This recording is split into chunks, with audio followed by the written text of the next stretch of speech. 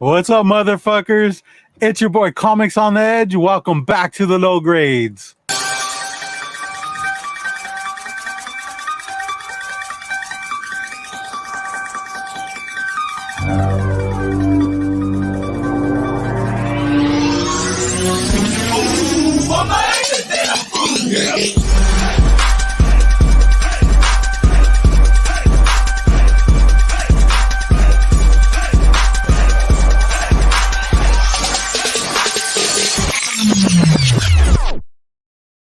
Hell yeah.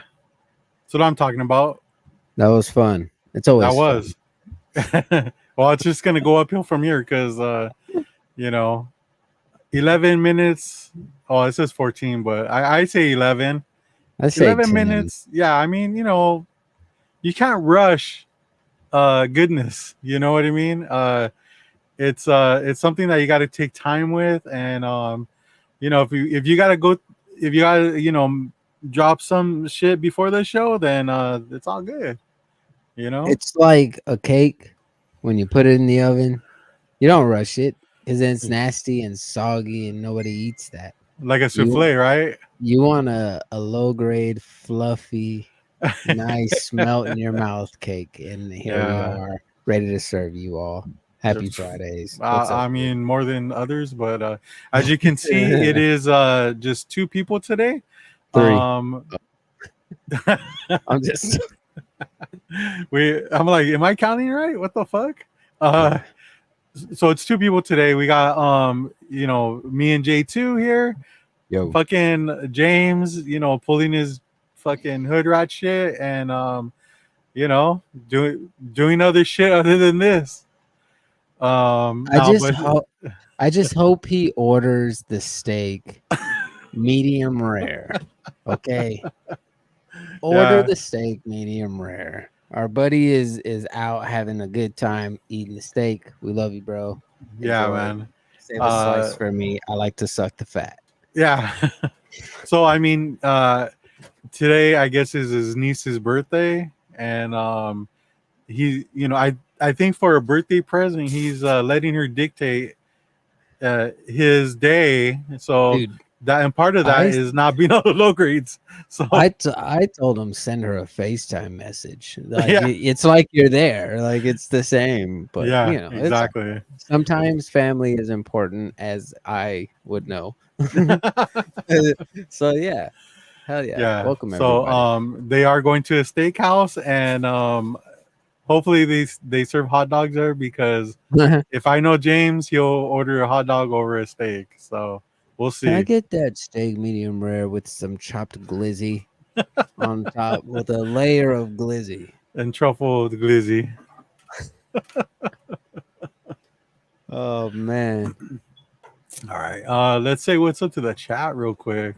The biggest, best, dopest chat. Hell yeah. I mean, they're my favorite for sure. Can we call them the award-nominated chat since they're a part of the show with us and we are the award-nominated low grades? I wonder if that's a category, dude. That should be a category because, I don't want to toot my own horn, but I feel like our chat is more interactive with each other, like the ecosystem, and definitely need some type of award for that. I mean, not that we would make up or anything, but like maybe somebody else could come up with and then pass out awards on our behalf. If our chat was a village, we'd have vegetables, we'd have running water, we'd have laundry. Yeah, because they come together so well. I'm just talking hoopla, but you guys, we love y'all, and I agree. There should be a fucking award for best chat within the community.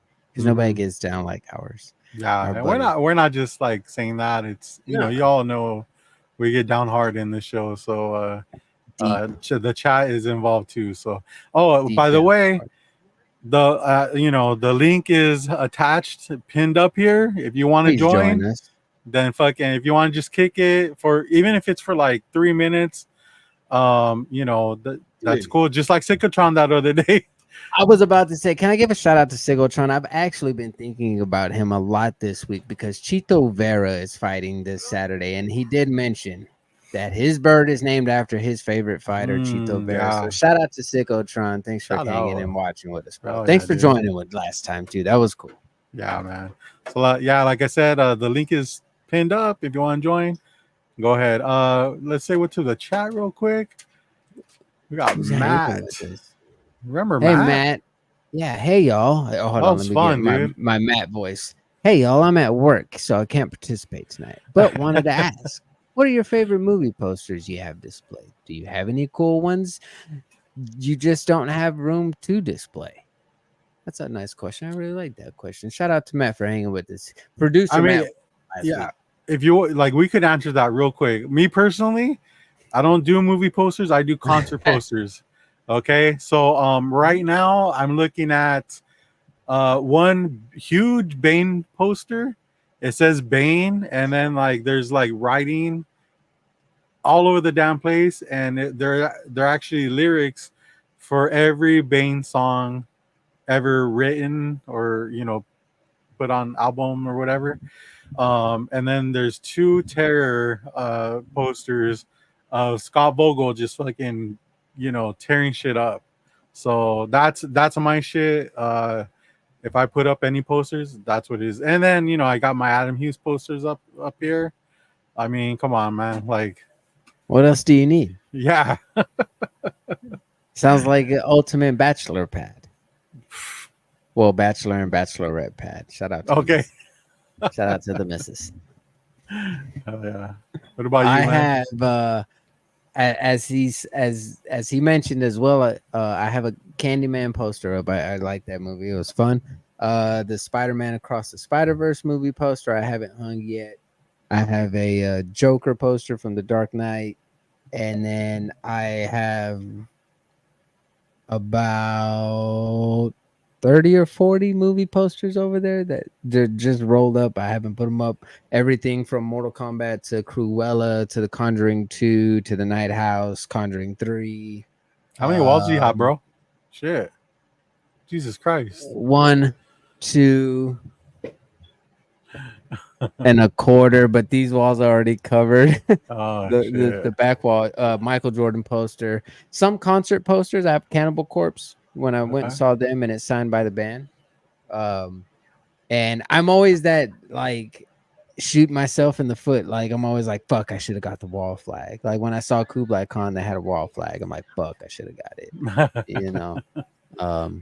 But yeah, no. Oh, Yeah, also by the way, I I do have a smaller the distillers poster, or it's not really a poster, but it's like of the distillers, like a pic, and gotta fucking have my girl Brody doll in up on my wall.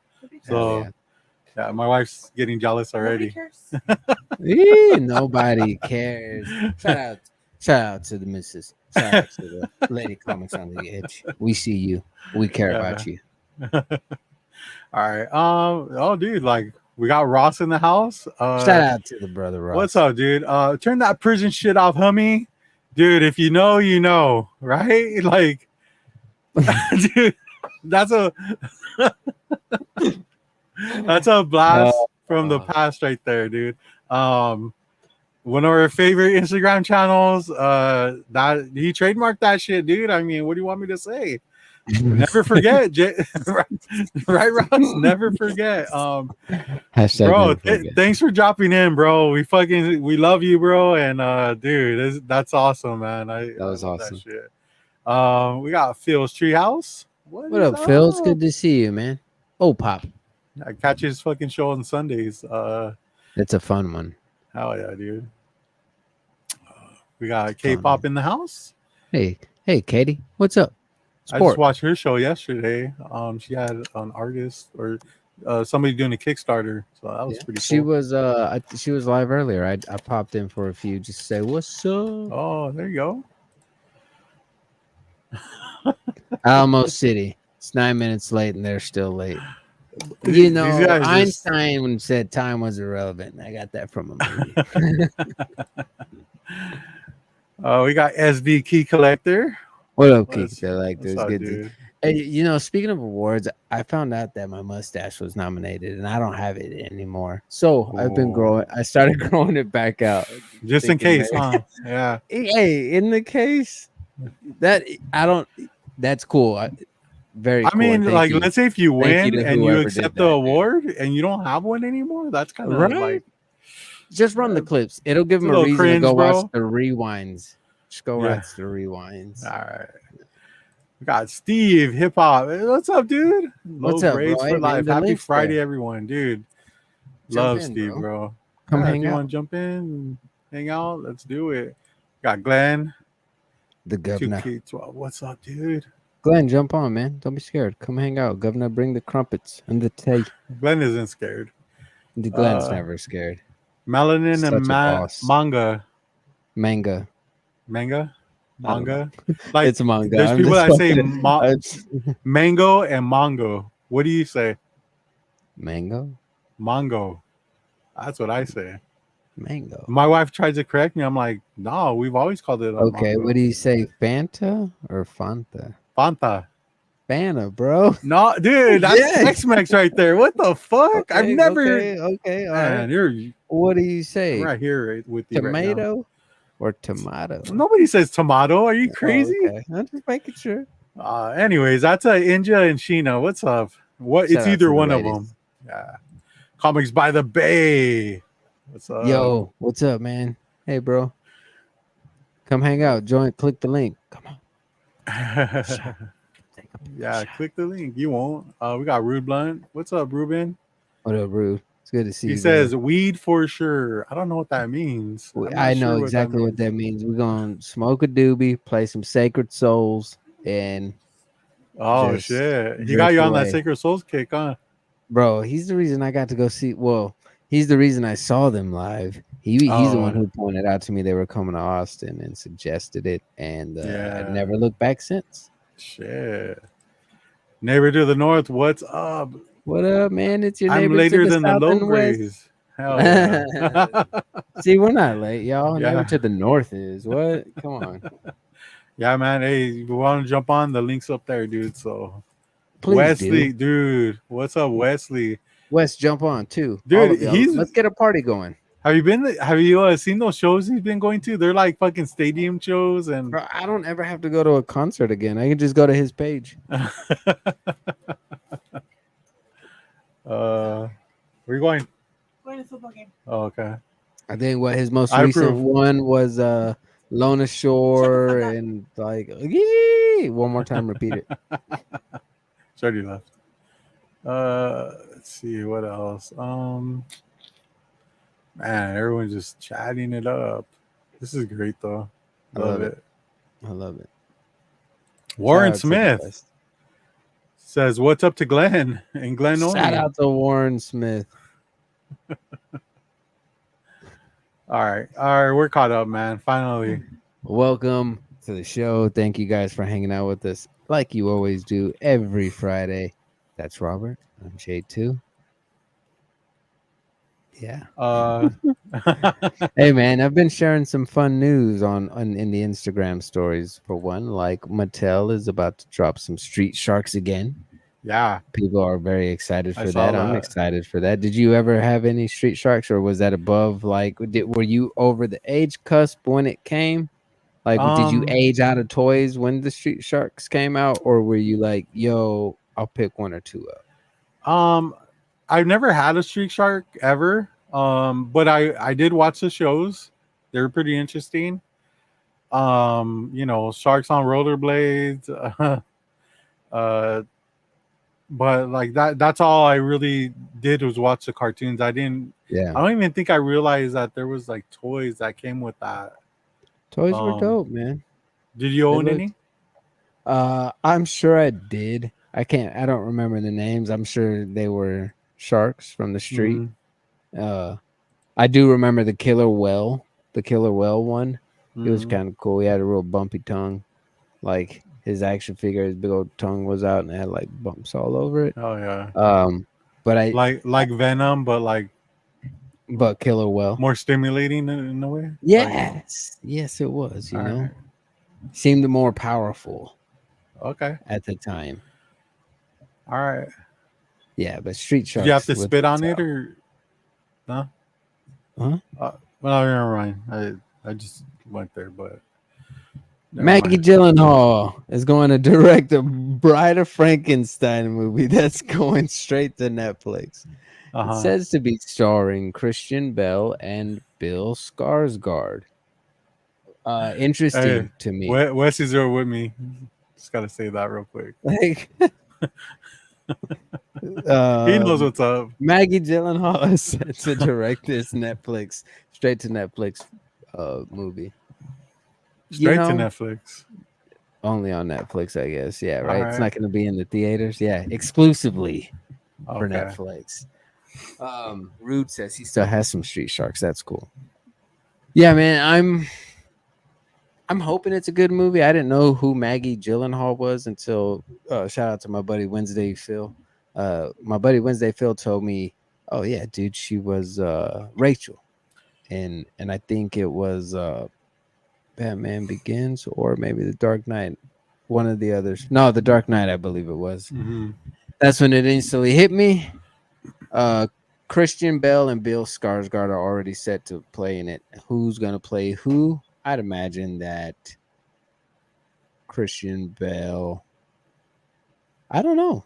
I don't know. I could see Bill Skarsgård playing a Dr. Frankenstein, but he's a little young. Seems Yeah. more suitable for Christian Bell. But we shall see. I'm excited. Hopefully it's good. I just ordered Hellraiser 124 set on 4K. That means you're gonna get to see Wow. the chains, blood, and guts in all its 4K glory there, sir. That's exciting. I hope you enjoy that. Love it, live it, learn it, embrace it, because it's a fun franchise. It's horrible, but it's fun. Let's call it what it is.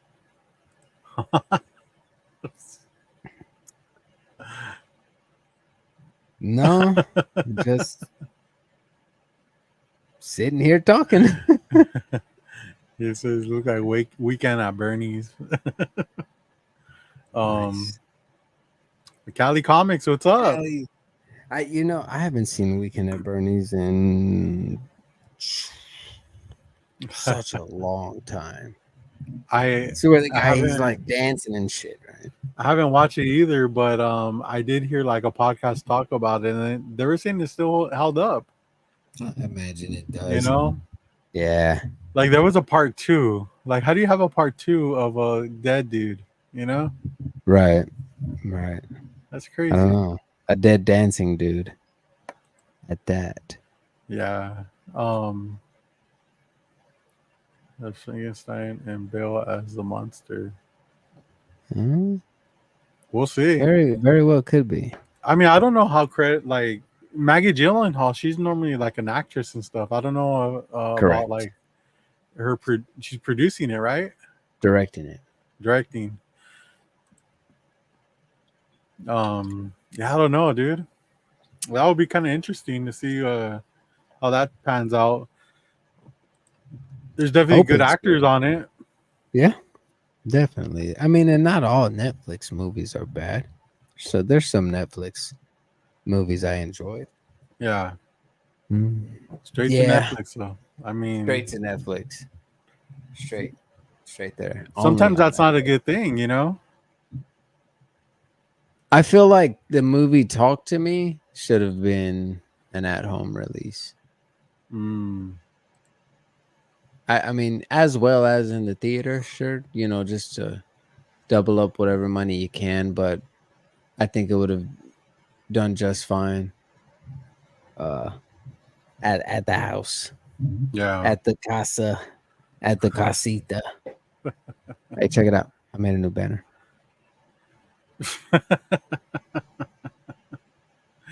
You're just gonna ride this wave, huh? It's not I'm okay.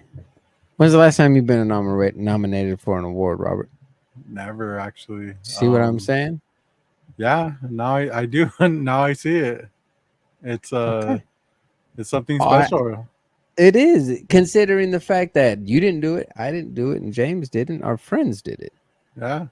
Like, I'm growing the mustache out back for them. Somebody took the time to go nominate the mustache that I shaved. I feel Mhm. bad. So like I have to grow that back out. Somebody in our friends nominated this channel and that's Yeah, cool. Fuck yeah. So I'm riding that wave. I think it's badass. that is pretty cool. Hell yeah, man. Award nominated for real. Shit. So how was your NASCAR weekend, dude? I mean, you were blowing up the Dude, chat like fucking a madman. y'all notice my hat? Get there. 2311 racing. Okay. Past 2 weekends, maybe even 3, I've indulged myself in rubber tires, oil, and pit crews. I've been letting them take turns on me. I mean, yeah, man. Yeah. Oh, hold on. See, Neighbor to the North. I got nominated last year and lost terribly. Was still super cool to be thought of by others. See, he said pretty much with exactly what I was trying to say, just in a different way than what I said it. All I right. think it's badass. Like our friends, you know what I mean? To do that, they don't have to nominate this channel. They come here, they get laughs, they hang out with us and stuff. So it's super fucking Yeah. cool that folks can go out and be like, "Yo, hey, Yeah. let's nominate these low grades.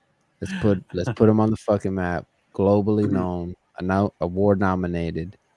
Yes, Well, I'll two, tell you 3 weeks what, we were nominated last year. for real. Nobody nominated us last year. Yeah, and now they're nominating us this year. We're getting the recognition we deserve. I know for a fact Synchrotron was one of them because he said he nominated for us. So I Yeah. said, man, shout out to the fucking Synchrotron. All right, 2 to 3 weeks ago, I indulged myself in NASCAR when I found out that Michael Jordan was co-owner of a team. Found out that Michael Jordan sold his share stake of the Charlotte Hornets off so that he can solely focus on NASCAR 150%. Found out that the team was 2311. Being is that I'm a fucking huge Michael Jordan fan. I don't know anything about NASCAR. I thought to myself, NASCAR needs people like me. They Mhm. need fans like me to add a little spice, add a little character to the array of other characters that they may already have. So yeah, 2311 racing, NASCAR's on Sundays, and we might have NASCAR updates here on the low grades now. My buddy James, my bro James is hella into NASCAR. He's a Rainbow Warrior. He loves Jeff Gordon, number 24. I found this out. Him and my NASCAR bro Bubs. Shout out to Bubs. I wish he was here. I'd tell him to jump on. Shout out to Bubs. They're schooling me to some of the NASCAR talk, Yeah. lingo, and vets that I need to know. Or if ever I go to a NASCAR event, I don't get beat up. So I know my Yeah. shit. You know what I mean? Yeah. Yeah, man. See, Cali, shaking, baby. Shaking, man. Magic man. It comes up, he's like, I don't know what to do with my hands. Yeah. But yeah, man, I found out fucking Michael Jordan had a team, so I was like, yo, why not? And I picked Tyler Reddick. He's number 45. That's my favorite driver. And he's actually, I didn't know how good he really was until I found out when I started watching. Like, he's fucking good. Like, he's in the top. He's really good. So let's get us another ring, Jordan. Let's get us another NASCAR ring. Dude, uh, we are, what do we have here? Neighbor Oh, says, question. "What beer pairs best with 2,000 left turns?" I don't know, man. I don't drink beer. Or is that like a legit NASCAR question that they I think haven't he told needs. me I think about he needs yet? shots, dude. You know. I I don't know yet. What I'll did you find think out. of the Chicago race? I enjoyed the car, and that's kind of where my start. That's how I discovered Michael Jordan had a team. So I follow Complex Sneakers on Instagram, and Tyler Reddick actually debuted a very cool Chicago. It was a Jordan Skyline, um, pretty much the jump man. It was actually Michael Jordan like over the hood of the car, and I was like, "Yo, man, what the fuck is all this Jordan on a race car stuff?" And it went from there. Now the Chicago race, I missed it, but I've seen highlights and I think it's cool. I'm learning the difference between like track races that go laps and street races. Um, Not like illegal street races or anything, but yeah. So fuck yeah, it's gonna be fun. But other than that, the highlights that I saw of the Chicago race, I thought was cool. What'd you think of it? Where's swag for this right here? Oh, uncanny swag. Sorry. Shout out to the homie Swaggy. Steve says, if you're not first, you're last. Come on, man. You know Come it, on, going Steve. fast. NASCAR needs NOS. Sorry, I've been doing a lot of Fast and Furious marathon. There you go. Yeah, enjoy the Um, Fast and Furious, man. that's James's shit right there. Yeah. If you don't drink Natty Ice, what do you actually drink at a NASCAR race? I hope they have But liquid light. death. I hope they have liquid death water. Yeah, right. Bud Light. It's funny because I'm looking into going to a NASCAR event, Texas Motor Speedway up north in Dallas, or yeah, like the Fort Worth, Dallas area. Um, they're doing, yeah, NASCAR is pretty much going to be here the 23rd and 24th in September. So I want to try and go to that. Nice. Oh yeah. Yeah, I think it'd be fun. Uh, Did you see? I did not see your Superman statue. Does he have a NASCAR? No, I haven't seen it, dude. We were so hyped. I think James and Bubs and I like hyped ourselves up so much that all three of us pre-ordered the 1 in 60. Yo, come on, Bubs. Hey, click the link. Join us. Welcome to the NASCAR Low Grade Special. I am your new driver. But so we were so hyped up, dude. We're all in for Tyler Reddick that we pre-ordered the 1 in 64. It's like a Hot Wheels size Jumpman, the logo for the little car, the NASCAR. But we don't get it until like fucking next year. wow. The most streets It's gonna be fun, man. time track in Chicago was like 2 times. Dude, when I was in high school, me and my friends took a trip to Long Beach, Mhm. and there just so happened to be a NASCAR event. Oh my god, dude, there were so many girls.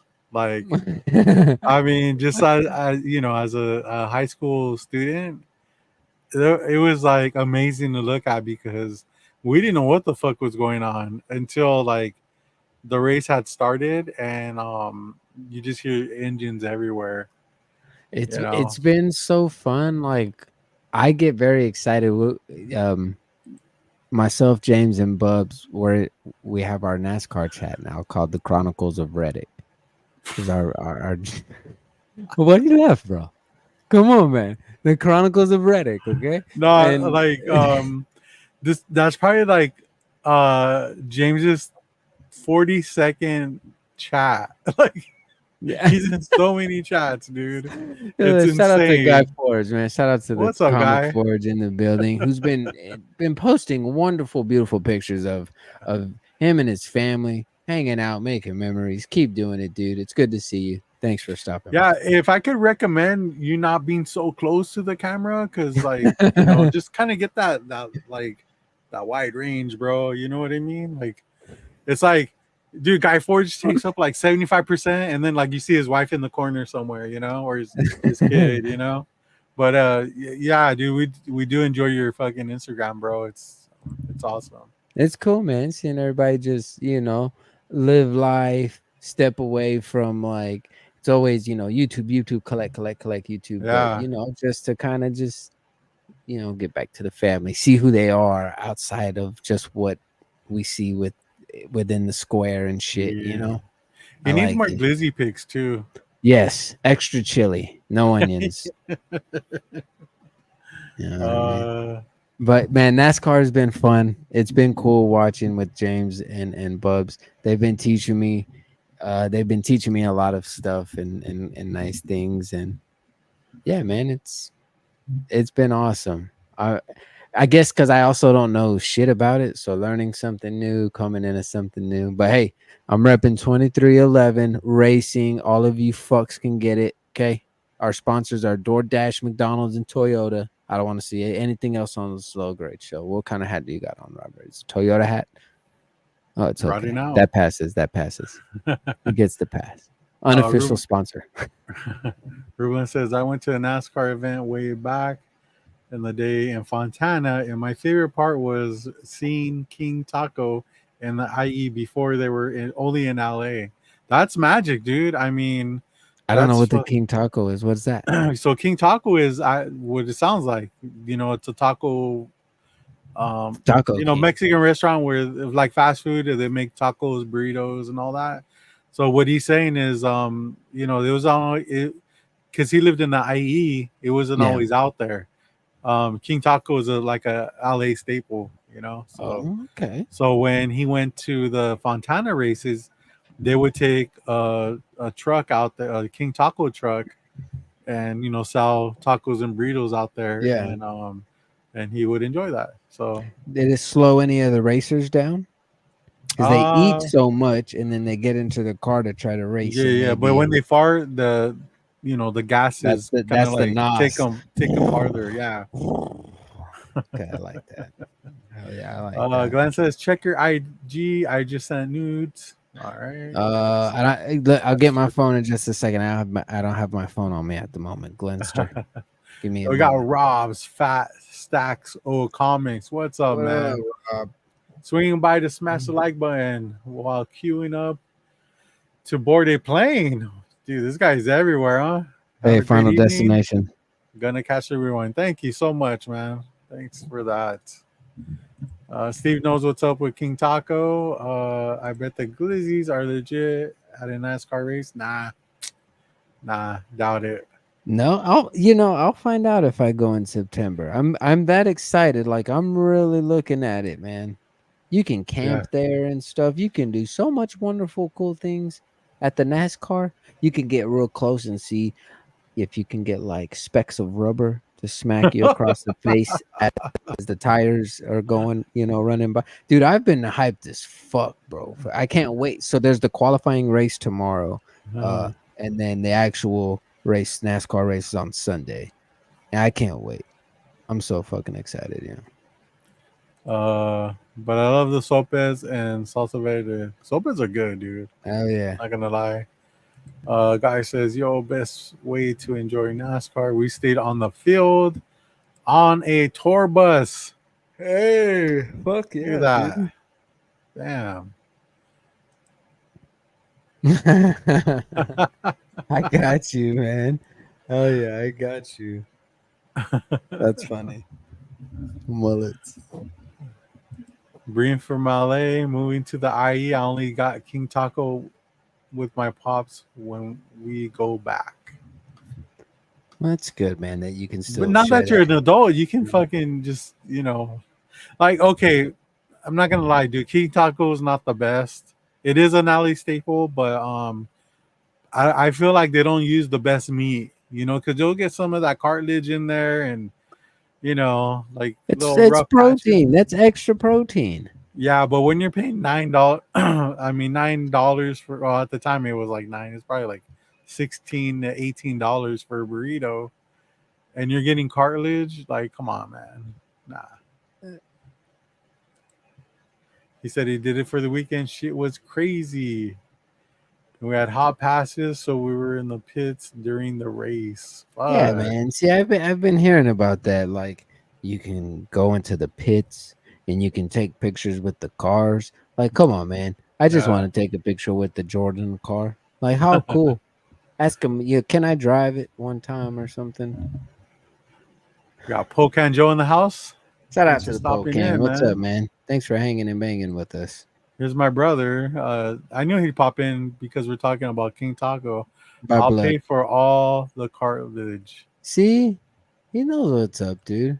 It's just an extra crunch. Just that extra crunch, bro. Yeah, my brother, like, now that I think about it, he loves cartilage. Does he? You know what? Like, Rick, if he eats a chicken wing or a chicken drum, he eats the top of it. Tell your brother to click the link and come hang with us. I want to ask both of you. Do y'all like? Do you guys, you and your brother, do y'all enjoy mollejas? I don't know what that is. You don't know mollejas? If your brother enjoys cartilage, he would enjoy the mollejas. You make them things extra crispy on the grill. They're so delicious with some salsa and some guacamole. Chilling. Big time chilling. Can I have it without the cartilage? Yeah, if, Rick, Oh, if man. you want to jump on Rick, the link is pinned. So yeah, he gets pata in the menudo. That's just bomb, dude. What's pata? It's like pig feet, you know. Oh, okay. Yeah, pig feet. It's not pickled. It's like it's cooked in the menudo. It's fucking good, dude. Very underrated. Yeah, I've never had that in my menu though. Ask for it next time, dude. Hold on, someone's calling me. What I'm on the show. Yeah, right. Hold on. the hell? Check them. What's going on here? It's an emergency. uh, do you get that shit in there too, Rudy, or nah? I'm guessing you don't, because Rudy, Ruben was telling me he's a picky eater, so I'm pretty sure no. That's a Texas thing. Never heard of it. What?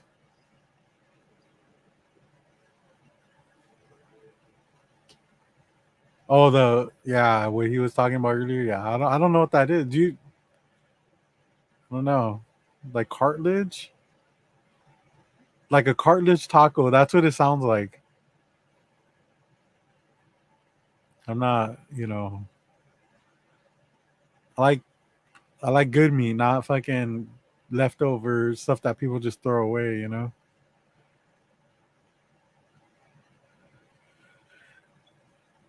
Oh man. So we are in California right now, and apparently we're getting ready for a fucking hurricane. Like, what? Hurricane? How do you prepare for a hurricane? So you're saying it's gonna get here on Sunday. Um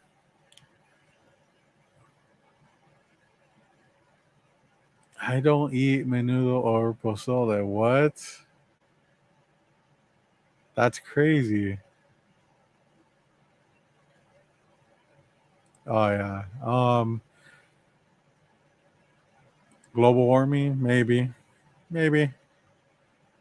The thing is like even when I was in like middle school, I've always been told by my teachers that Sorry about that, oh, everything's guys. good. You Dr. good? Dre called and said he had a new beat that he needed me to listen to, and there was no time to waste. It was the next hit, and then he brought in DJ Khaled on a three-way call as well. I heard So- Dr. Dre's dead. That he's locked up in your basement though. That's funny. That's James very was funny. dropping that fucking knowledge earlier. And, Yes, he was.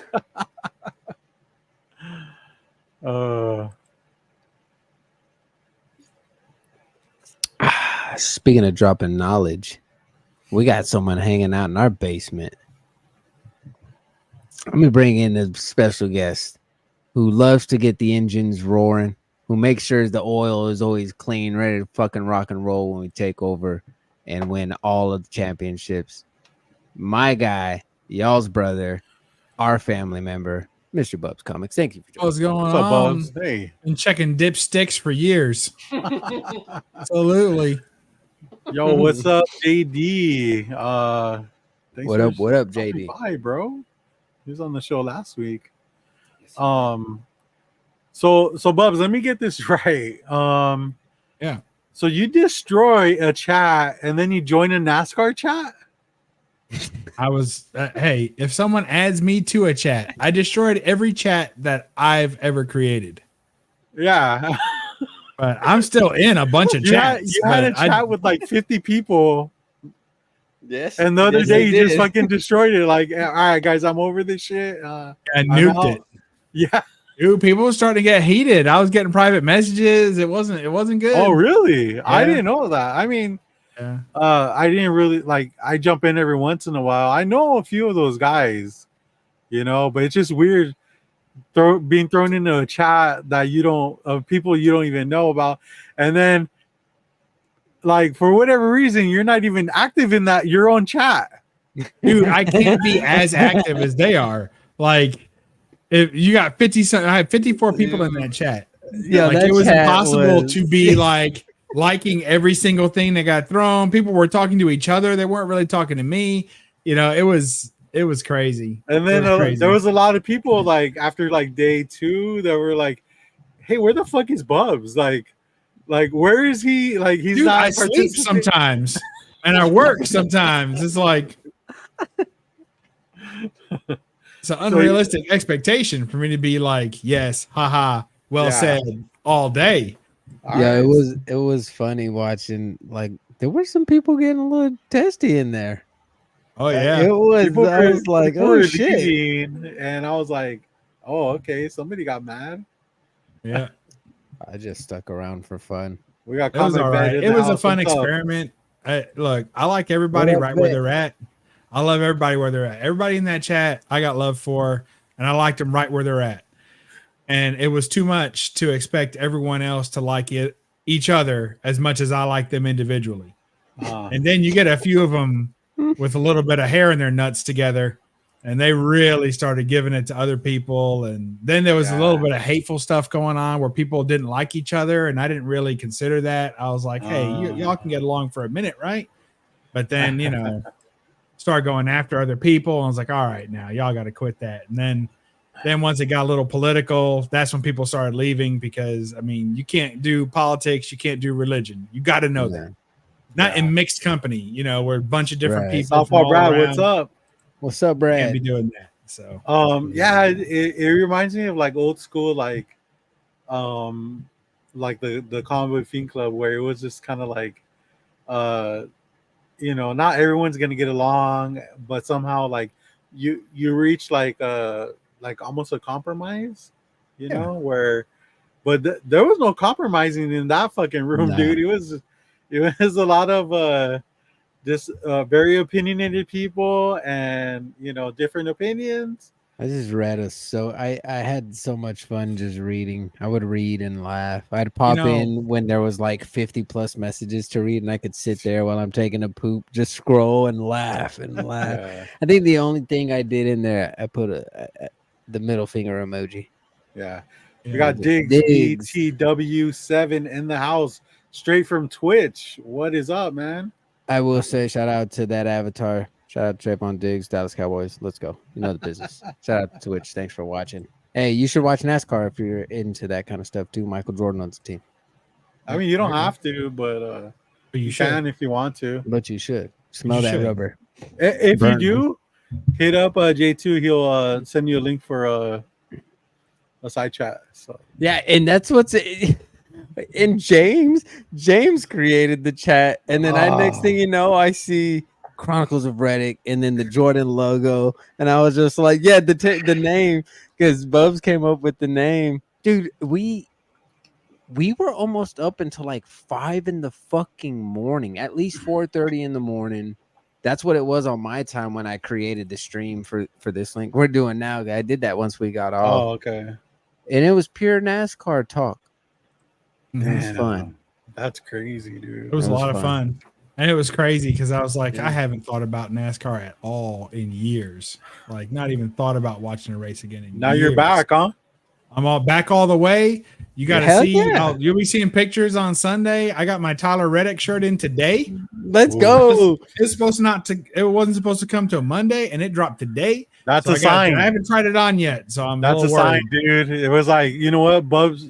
Let's not have him wait. Let's send his shit now. And do this. I gotta tell you what I did to James though. We got Comics and Chaos. Chaos and Comics. And I saw today that they restocked my size in that shirt. So I'm hyped as fuck for that. Yeah. Oh, nice. Fuck yeah, man. But that was fun, moving in on James for the kill like that. I did not feel bad. I felt a little bit bad, but not too much. No, not at all, man. Not at all. And you shouldn't, because he talked about it long enough while we were there backstage. So Yeah, you he had did. more He than was enough going time to back click and that. forth. It's like, what? As soon as he said there's only one left, I was like, uh-oh, I got to move in here. Keep talking. Yeah. Keep talking. And they sold out quick. It's Yeah, they crazy. did. I guess, because I've never had given NASCAR any type of thought until, currently, until I found out Jordan co-owned a team. Dude, since then, I've watched Days of Thunder twice. Oh, wow. Yeah, I watched watched. Yeah, dude, I watched Days of Thunder. I've been my YouTube now. I'm subscribed to different little NASCAR fucking channels. Really? And Have you watched stuff, Talladega Nights? Oh yeah, of course. Yes, I've seen that movie. It's been fun doing something new, very out of the norm that I didn't think I'd ever be a part of. But now I couldn't be happier that I'm a part of. Yeah, and it's cool, man. And you're We had a dropping the blast. gems on me. I was watching on there with you and James, and then my wife. We were watching it together, and she was 100% in it. Like she was like, because she likes sports, like if she knows enough about it, so she's asking me or whatever, and I was helping her a little bit. So, but she was watching it, and she gets real emotional with sports. Like when the people win and thank their mama and stuff, she loses it. So she was watching that. And that little dude won, and she was like, she was crying. That was awesome. Yeah, man. She's already got a NASCAR shirt. We got her a NASCAR shirt this week, so she's gonna be repping on Sunday. It's going down, man. Sunday's dope. Well, I'm telling you, one of these Sundays, if James isn't working and stuff, we need to do a live special on a Sunday. Yeah, that'd be fun, man. We're already planning out our weekend. Yeah, no, it's cool. I can't wait. I'll probably watch a little bit of the qualifying race tomorrow, but for sure, I'm all in on Sunday. Yeah, we're gonna do UFC Saturday night. Yes, and we're gonna do NASCAR Sundays. Let's talk about that, man. We have 292 tomorrow. Fucking Aljamain Sterling, the Funk Master versus Sugar Boy, Sugar Sean O'Malley in Baston. What who you got? Who you picking? Who's he fighting? Sean O'Malley he has a pace to him, and they're both odd angle strikers. So I think that's interesting. They both like to hang their arms low and do, jump back swinging, club hits, as I like to call them, but odd angles fighters. But Sugar Sean takes his time and he studies usually through the first round, and Aljo will come out swinging hard, and he likes to rush and then try and take the back. So I think it'll be interesting. To me, if the fight ends in the first round, I think it's Aljo for sure. 100%. He takes him either he knocks him out or he gets a submission, probably a submission. And if it goes to a second is he round, fighting Joe? Is he fighting Jose Aldo? Nah, yeah, Aljamain Sterling. Aljamain Sterling is fighting Sugar Sean O'Malley. Yeah. Okay. So I think that if they call him Aljo, but I think that with every round it goes past the first round, it moves in O'Malley's favor. Yeah, because he's the more methodical, he's a little bit more planned, and he definitely has a game plan. And Aljo goes out there, he's just trying to take your head off. They're both efficient strikers. I think they're both amazing. Aljo has the one up on the grapple game, but for sure. From my inside source, I got inside sources who got inside sources that they were just in the chat earlier. The inside source told me that their inside source has been working on the grapple game with Sean O'Malley. So it's comforting to know that he's practicing some of his weaker areas. But I'm with you on that. If it's gonna be a first, maybe even a second round finish, it'll be Aljo. Yeah.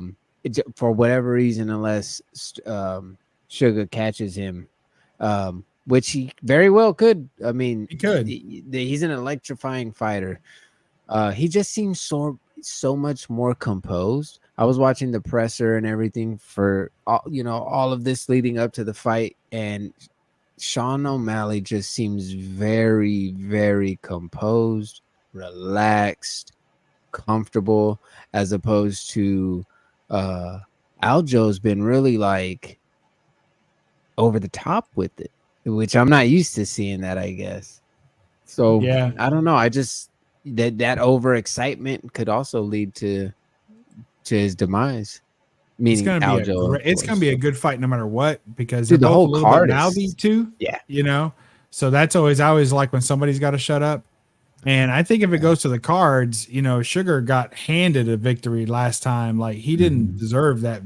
I mean, even he was surprised he won that fight on the cards. So who was his last fight against? I forget who he's fought, but he lost. I mean, it went to the cards, and it was a shock to everyone that he won the fight, even to him.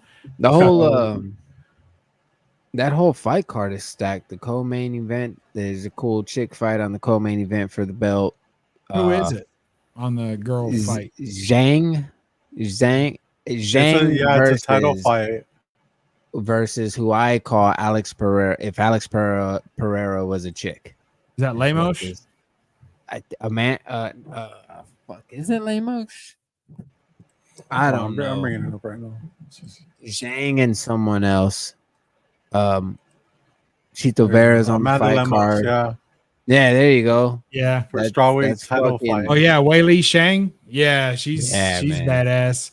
I can't stand Lemos. I don't like her. What else I want to watch the fucking Chito Vera fight. Chito I Vera hate Chito versus Vera. Pedro. You like Chito Vera? Yeah, man. You Heck like yeah, I do. the freaking hotheads and hound dogs. That's what you like. He's awesome. He's just very cool. Good sense of music. I follow him on Instagram. So he's always training. He just seems very disciplined.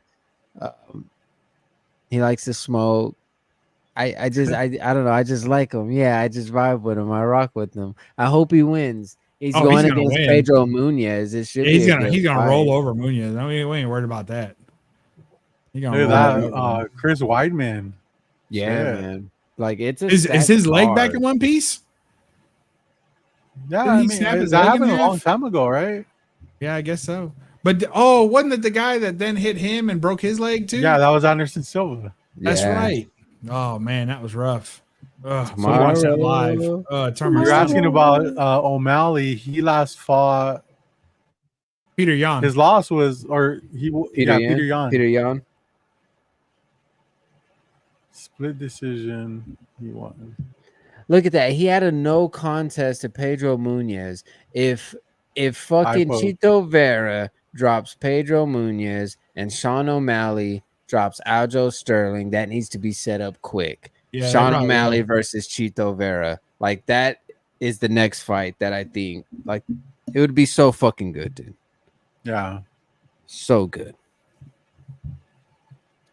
Damn. Tomorrow's gonna be fun. Yeah, it's gonna be a good one. Dude, I got fight night. I got NASCAR. Freaking that's it. That's a lot. Hours and hours of entertainment right Not there. even, dude. How long do NASCAR races normally last?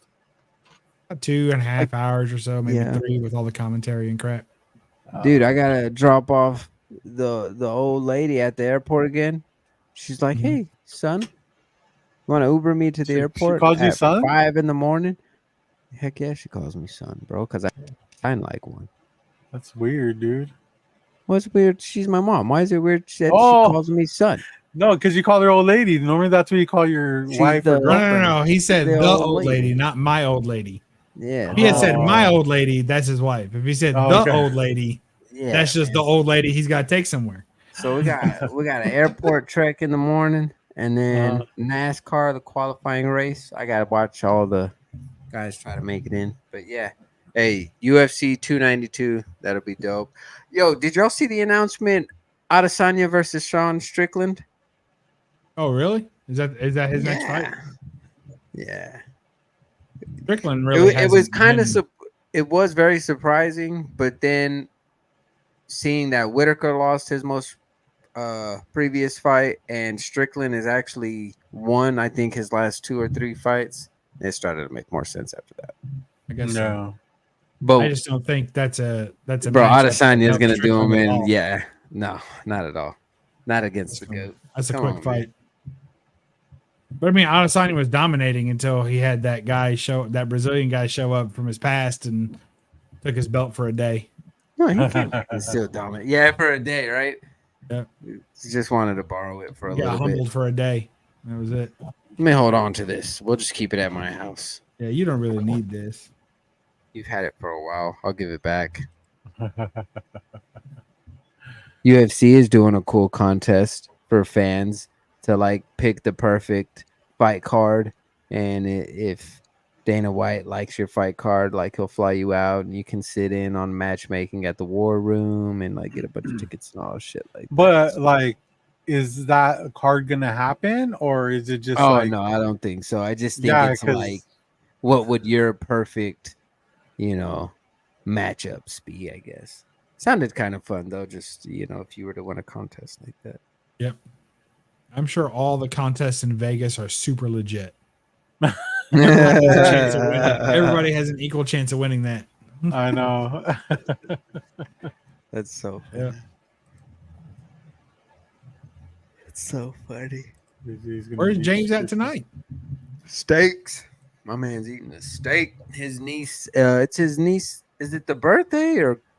Yeah, his niece's birthday. Yeah. So she was just like, "You're not doing shit on Friday. Let's go out to dinner." What show? Yeah. Obviously, she's not a fan.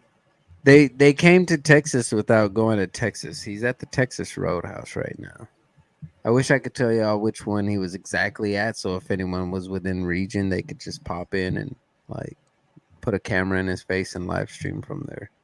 All right. It'd be funny. That's a very high, praise for the reach of the Low Grades channel. That if there's anyone near the block of, Dude, please pull in, find this man. And We, tell him, hey, we are award nominated now, so you never know. Oh, are you when award he- nominated? Yeah. When he used to work at O'Reilly's, me and my friend, me and a friend of mine used to get so bored that my friend would call him at his store. Oh, dude, it was so funny, dude. Like, because he was a store manager. Yeah, just mess with him. Yeah.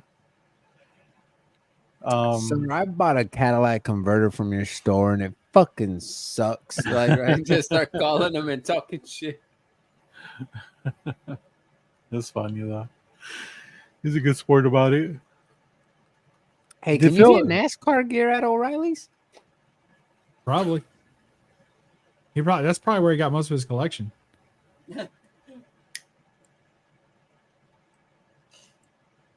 We were messing with him so hard, and then we all started buying NASCAR shit. First, we just dogged him and his NASCAR collection for like an hour. Bro, you got how many 1 in 64 diecast cars? Wow. Where'd you get those from? Got a whole storage building full of them. You want to send us the link? Yeah, Yeah. that's hilarious. Yeah, it's funny because me and James have been looking out for a comic for the last week or so. He doesn't want me to say which one it is, so I won't. But he found a seller that has 2 copies that he's selling. Well, there it is. Yeah, and he was just like, "Oh, dude, like we could just do that." Like, but it's just funny how like the conversations we have about it, and James is just so hyped about this book, and Is it the one that I found at the thrift store? Is that the book you're talking about? It's a very expensive book, and I won't say what it is. I just want to be sure I knew what you were talking about. Somebody has a 2-pack, and James is like, "Dude, we can split it," and then like he's like, "You get the better copy, but like your price will be a little bit more because it's a better copy. It's just like it makes me laugh, dude. Are you gonna do it? I don't know, man. Like it's a lot of money, but yeah, and it's funny because J2, I was watching Lords of the Long Box. I was watching the replay, and I saw the book on the the list. Tivo went right over that book, bro, because that's his LCS right there, you know. Mhm. But he was like going through, going through like the The cover price. the shakers, yeah. Yeah. And that was right there, clear as day, and he just went right over it. Damn, that's funny. And I like to think that he did that on purpose too, because Oh yeah, he knows what's up. that's funny, dude. Oh man. You guys will find out about the book probably next week when James is back. I'm sure he'll have a lot to talk. James just wants to secure a copy before he spills the beans, so I respect that, Yeah. Well, are you gonna help him do it? I don't know. I'm thinking about it. Like I said, it's a lot of money. The character I'm not really like into, but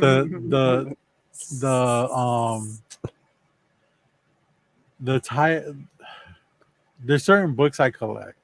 You know what I mean? It's cool, dude. It's cool. It's cool. Yeah. Wait, is it a Spawn number 1? No. No, is it X-Men 4? First appearance of Omega Red? Name 2 other books. Take 2 other guesses. I think those are the only 2 he collects. No, he collects a lot of shit. No, just but yeah, it's kind of interesting. It's fun, but we haven't pulled the trigger yet. But we'll see. I mean, we'll definitely see. I got a lot of books I want to send in to CGC. I gotta get back on that. I haven't Spawn sent a book newsstand in a year. So Spawn, he actually has the Spawn newsstand 9.8. So that's hard to get, bro. Oh, dude. By the way, we were talking about the Jordan rookie card, right? In the chat, J2. Not you, Bubs, but you don't collect sports cards, right, Bubs? What was that? The entry to get into the chat? I mean, that chat doesn't exist just yet, but it could. No, I don't. Somebody asked me that just earlier today if I collect sports cards. I was like, nah, I collect. Yeah, not that I'm aware of. I might have some hanging around, but like how valuable a Jordan rookie card is, or the Fleer one. And I would assume it's very valuable. You can buy like a house.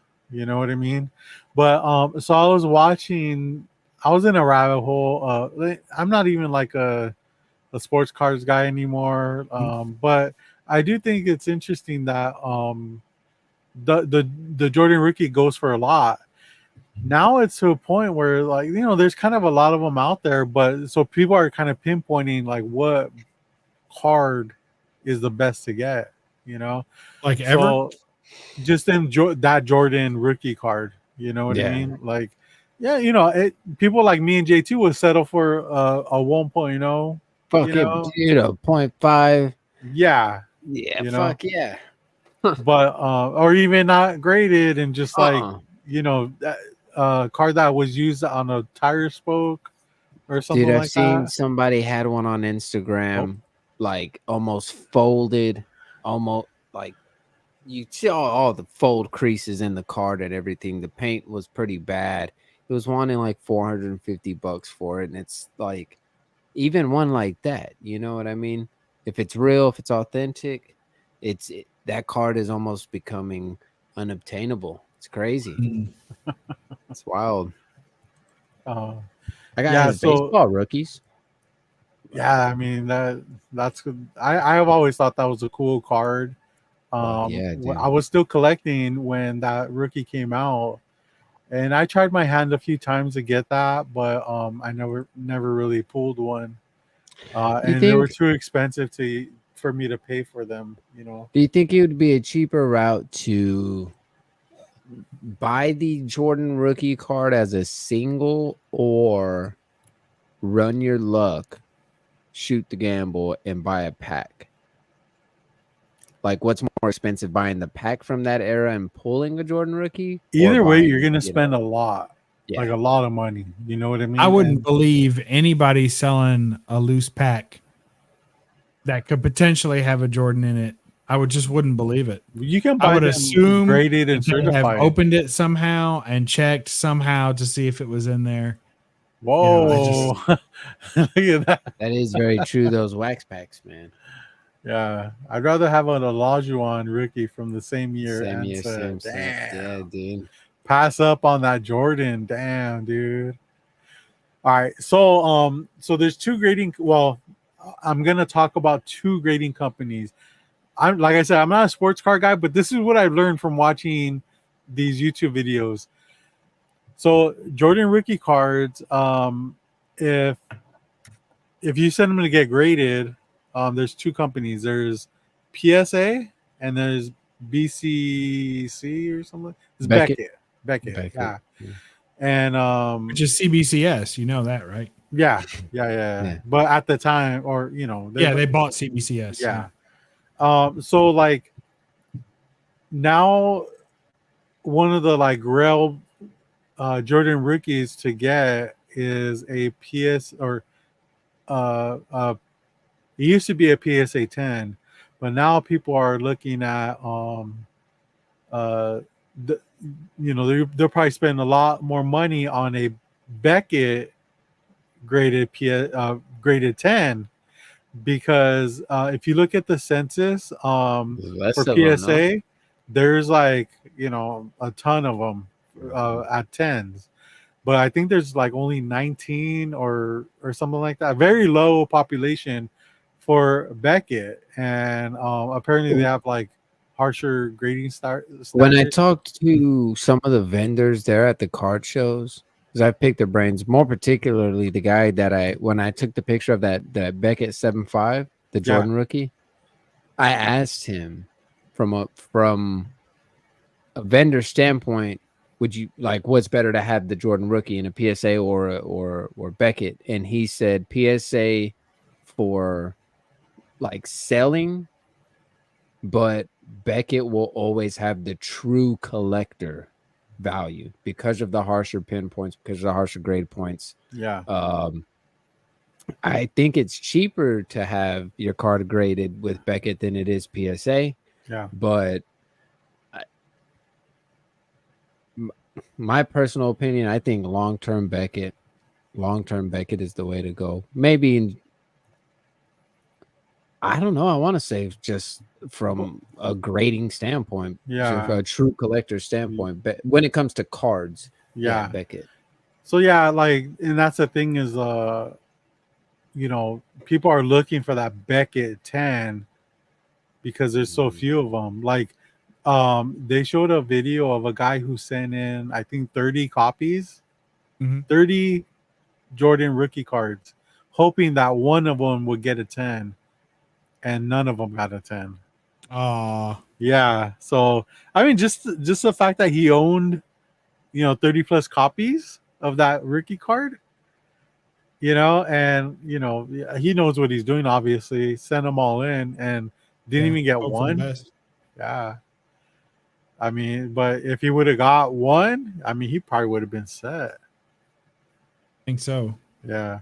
But it kind of goes to like back to like grading comics. That's what I was kind of thinking about, because you say you haven't graded comics in a while, right?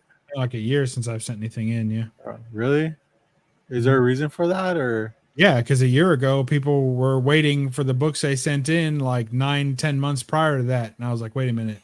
If those guys haven't got their books back, I'm going to wait. So I kind of was trying to wait out the ridiculous turnaround time period. Yeah. So I never got caught in that. And then after that, so I purposefully did not renew my membership that year. I was like, screw it. I'm going to stand back and wait. So now it's come around again. It's like, it's time to renew it. And I'm considering it.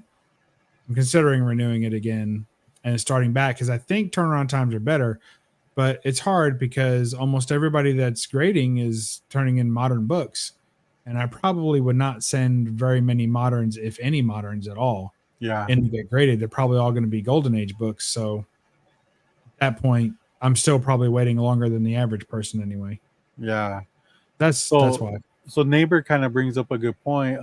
Makes sense. CBCS grades are way harsher than CGC. So and that's funny because like if you have two of the same book, one is CBCS and one is CGC, what's going to sell first? What's going to sell for the most? It's always going to be CGC. You know, there was a time where that it was shifting to where people were buying like modern grails, like the Ultimate Fallout, and they were spending the big bucks on CBCS over CGC. But it didn't. I don't feel like it lasted very long. It probably lasted less than a year, you know, because it lasted until CBCS was screwing up their turnaround times. Also, yeah, that's true. So there for like 6 months, CBCS was doing that's just the turnaround time. I'm not talking about the turnaround time when you're faced with like a decision to make, whether to buy Ultimate Fallout 4, CBC 9.8 CBCS or 9.8 CGC, what are you going to spend your money on? I know CGC, what you're saying, but what I'm saying was that the turnaround time of CBCS flooded the market with available hot books. So you had 4 CBCS Ultimate Fallout 4s to every 1 CGC Ultimate Fallout 4 available to buy. Yeah. So people weren't trying to be so picky as to get a CGC. They're more than happy to get it from CBCS, and there were more of those to choose from. And then when the turnaround times dropped or raised, I should say again, right? And were the same as CGC, that leveled the playing field of how many books were available in the secondary market from each company. And then CGC took that mantle right back. Yeah. Because I think people, I mean, look. All right. So here's 2 books on opposite ends of the spectrum, right? Pretty much. You got a CBCS 9.8 newsstand. Wow, that's the grail of other than it be signed by Bruce Timm, like that's like a top tier book for that copy, you know. Yeah. You got it doesn't get any better than that, pretty much.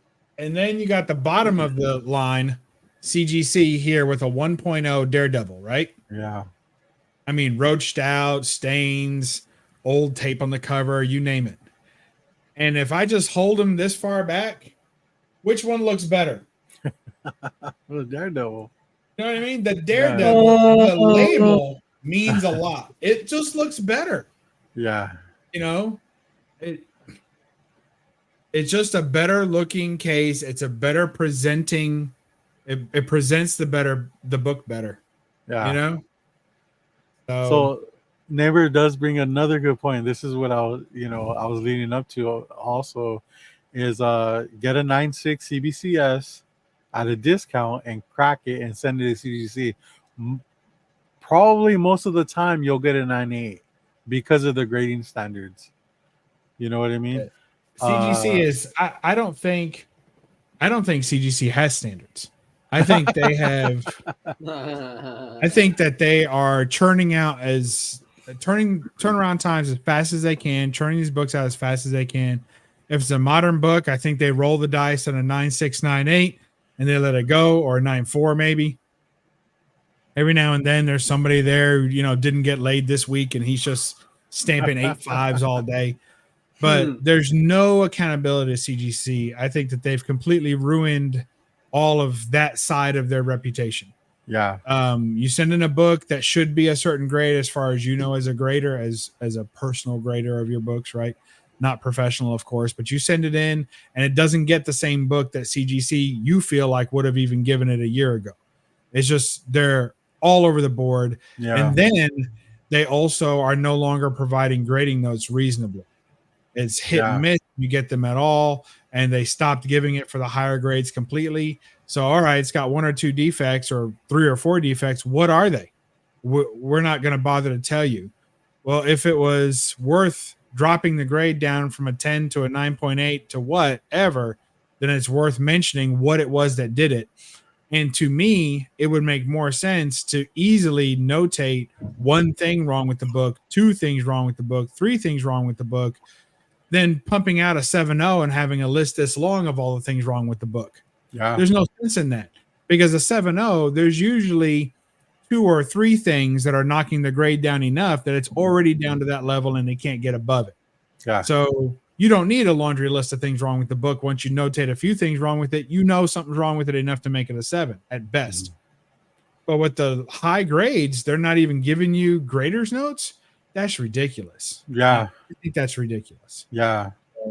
But you know what sucks about like that Batman Adventures 12 is if you had that in the CGC alongside of it, like where are you gonna get the most money? Yeah, the CGC would sell better. But Yeah. I wanted to send that on. Like, this was when CBC or CGC, prices were crazy. And I mean, their turnaround times were high. They were raising rates and everything. I was like, you know what? I'm going to send it to CBCS. The other reason is because right after CGC changed their way of charging for tiers. And I was like, what are they doing? So they started having people submit a book like that book. I don't know it was going to get a 9.8. Hell, I pressed it. I cleaned it. I thought I did good with it, but I didn't know it was going to get a 9.8.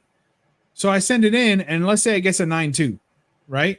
I would not have been like really mad if that book got a 9.2. Like, I still been happy with it. It was a good book, a good grade. I wouldn't have been like, but it's flawless. Like, it'd have been okay. A 9.2 would have been all right. I wouldn't have cried. But the price difference between a 9.2 and a 9.8 newsstand is pretty big. That's a pretty big gap. So CGC charges you based on the tier it would have been in if you had already known the grade when you submitted it. So the price of that book, the value of that book, would have pushed it into another tier, and they would have extorted more money from me and shipped it back separately and got more money out of shipping. So they charge an extra premium just because your book got a higher grade. So that's like printing money. They're sitting back there saying, if we make this a 9.8, and this, I think breeds dishonesty, because they're going to sit there and be like, hey, times are tight. If you guys never worked in a business, there's meetings all the time about how can we make more money while not doing anything better or more. Like, how can we get more money from the people that are already giving us money without us working any harder or producing a better product? How can we do that?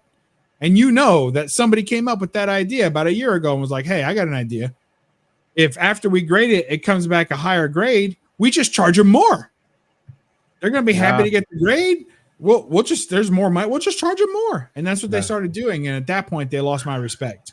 Like, I'm done with that. Like, you can't be doing that. And that's what they were doing. So at that time that I sent this into CBCS, they had just started that. And I was like, man, if this thing comes back a 9.8, they're going to hit me with like another $200 bill.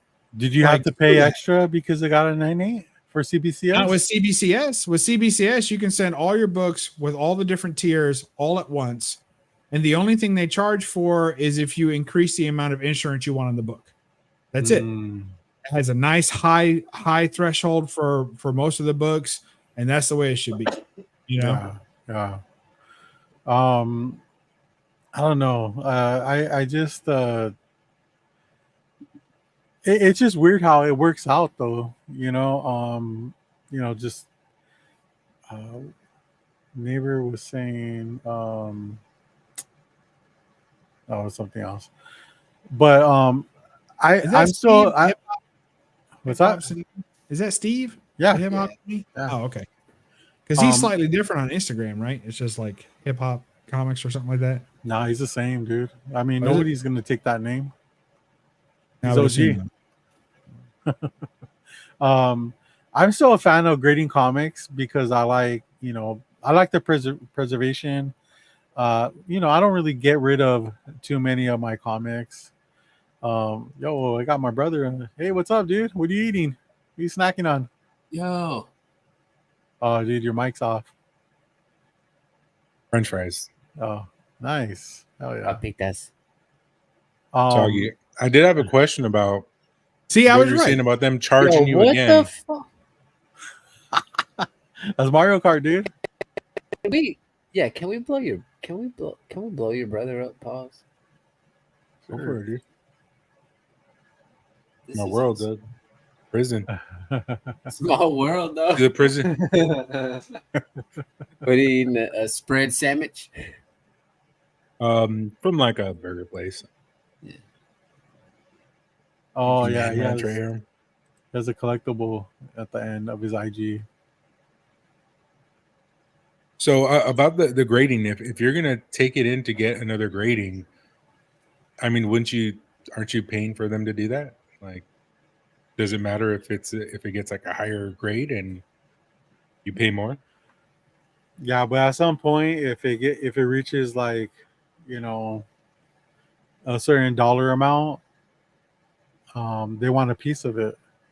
You know, like if you submit like a Spider-Man 1, you're gonna pay extra for whatever grade it gets because of how valuable that book is. See, Bubs, I've never That's really so like shitty. Is it? yeah. Shitty. I've never like I've submitted like quite a few books and I've never been hit with that like, hey, like honestly, if they ever reached out to me, I would think it was a good thing. You know? Yes, that's one way to consider it. Yeah. I mean, sure. What's I up, think that they're JD? hoping that you see it that way. Hey man, thanks for showing up, What dude. up, man? What's up, JD? I know JD is not a fan of graded books, right? Well, you guys are hitting perfect when I put my comment on there. Where Nobody read that shit. You're gonna have to read it for us. Tell it to us out Can you loud. read it back to us? Nobody's reading it. The chat gets abandoned. You got to say what you got to say on here. Nobody listens to me. No, but it should be a flat fee. Me and my friend talk about it every time. It's a service. They do a service. Like if I go to a car dealership and my car gets serviced, it's a flat fee for everybody. If you're gonna give me give me an oil change, it's $90. For this car, it's $90. This car is more because it's a bigger car, and it takes more quarts. I'm gonna charge you a little bit more because you use more of the product. I understand that. That's perfect. So if I have a magazine size comic, you're gonna use more plastic. Charge me more, but don't charge me an extra fee because you graded the shit a 9.8 instead of a 9.2, and now you want a piece of pie of my product. I think that's where it's bullshit. Yeah. So that's the part when you guys were talking about, Yeah. total bullshit. That's why I don't CGC, grade you listening? CGC, CBCS, All of you. Would they have to do all more? PGA. They have to do more CBCS doesn't do that. verifying if it's a higher grade, or does it No. matter? No, the process is the same. It doesn't ever change. You know. Yeah, but CBCS isn't charging you extra if it changes the grade. They're only charging you per tier. So if you send in a book from a certain era, they charge more. And I think part of the thing that I think is okay, I don't like it, but I think I'm okay with it, mostly because I think that it probably takes a more seasoned grader to grade the older books, and they should be more careful with it. So maybe they're taking more time. I mean, you could throw a modern book. I mean, Robert does it every day. Just tossing books, right? It's a skill. Yeah, I'm sure it is. But you could grade a modern book fairly quick. There's never going to be mold. There's never going to be chew. There's never going to be rusted staples. I mean, you could grade a modern book quick because you're only looking for like three things. Somebody cut a panel out, which doesn't happen anymore either. I mean, silly stuff like that. It should be okay. Yeah. You're just trying to make sure it's real and it looks good. Whereas the older books, there's so many more things to look for and be careful with. So, just chuck them. It's a homie Steve right there.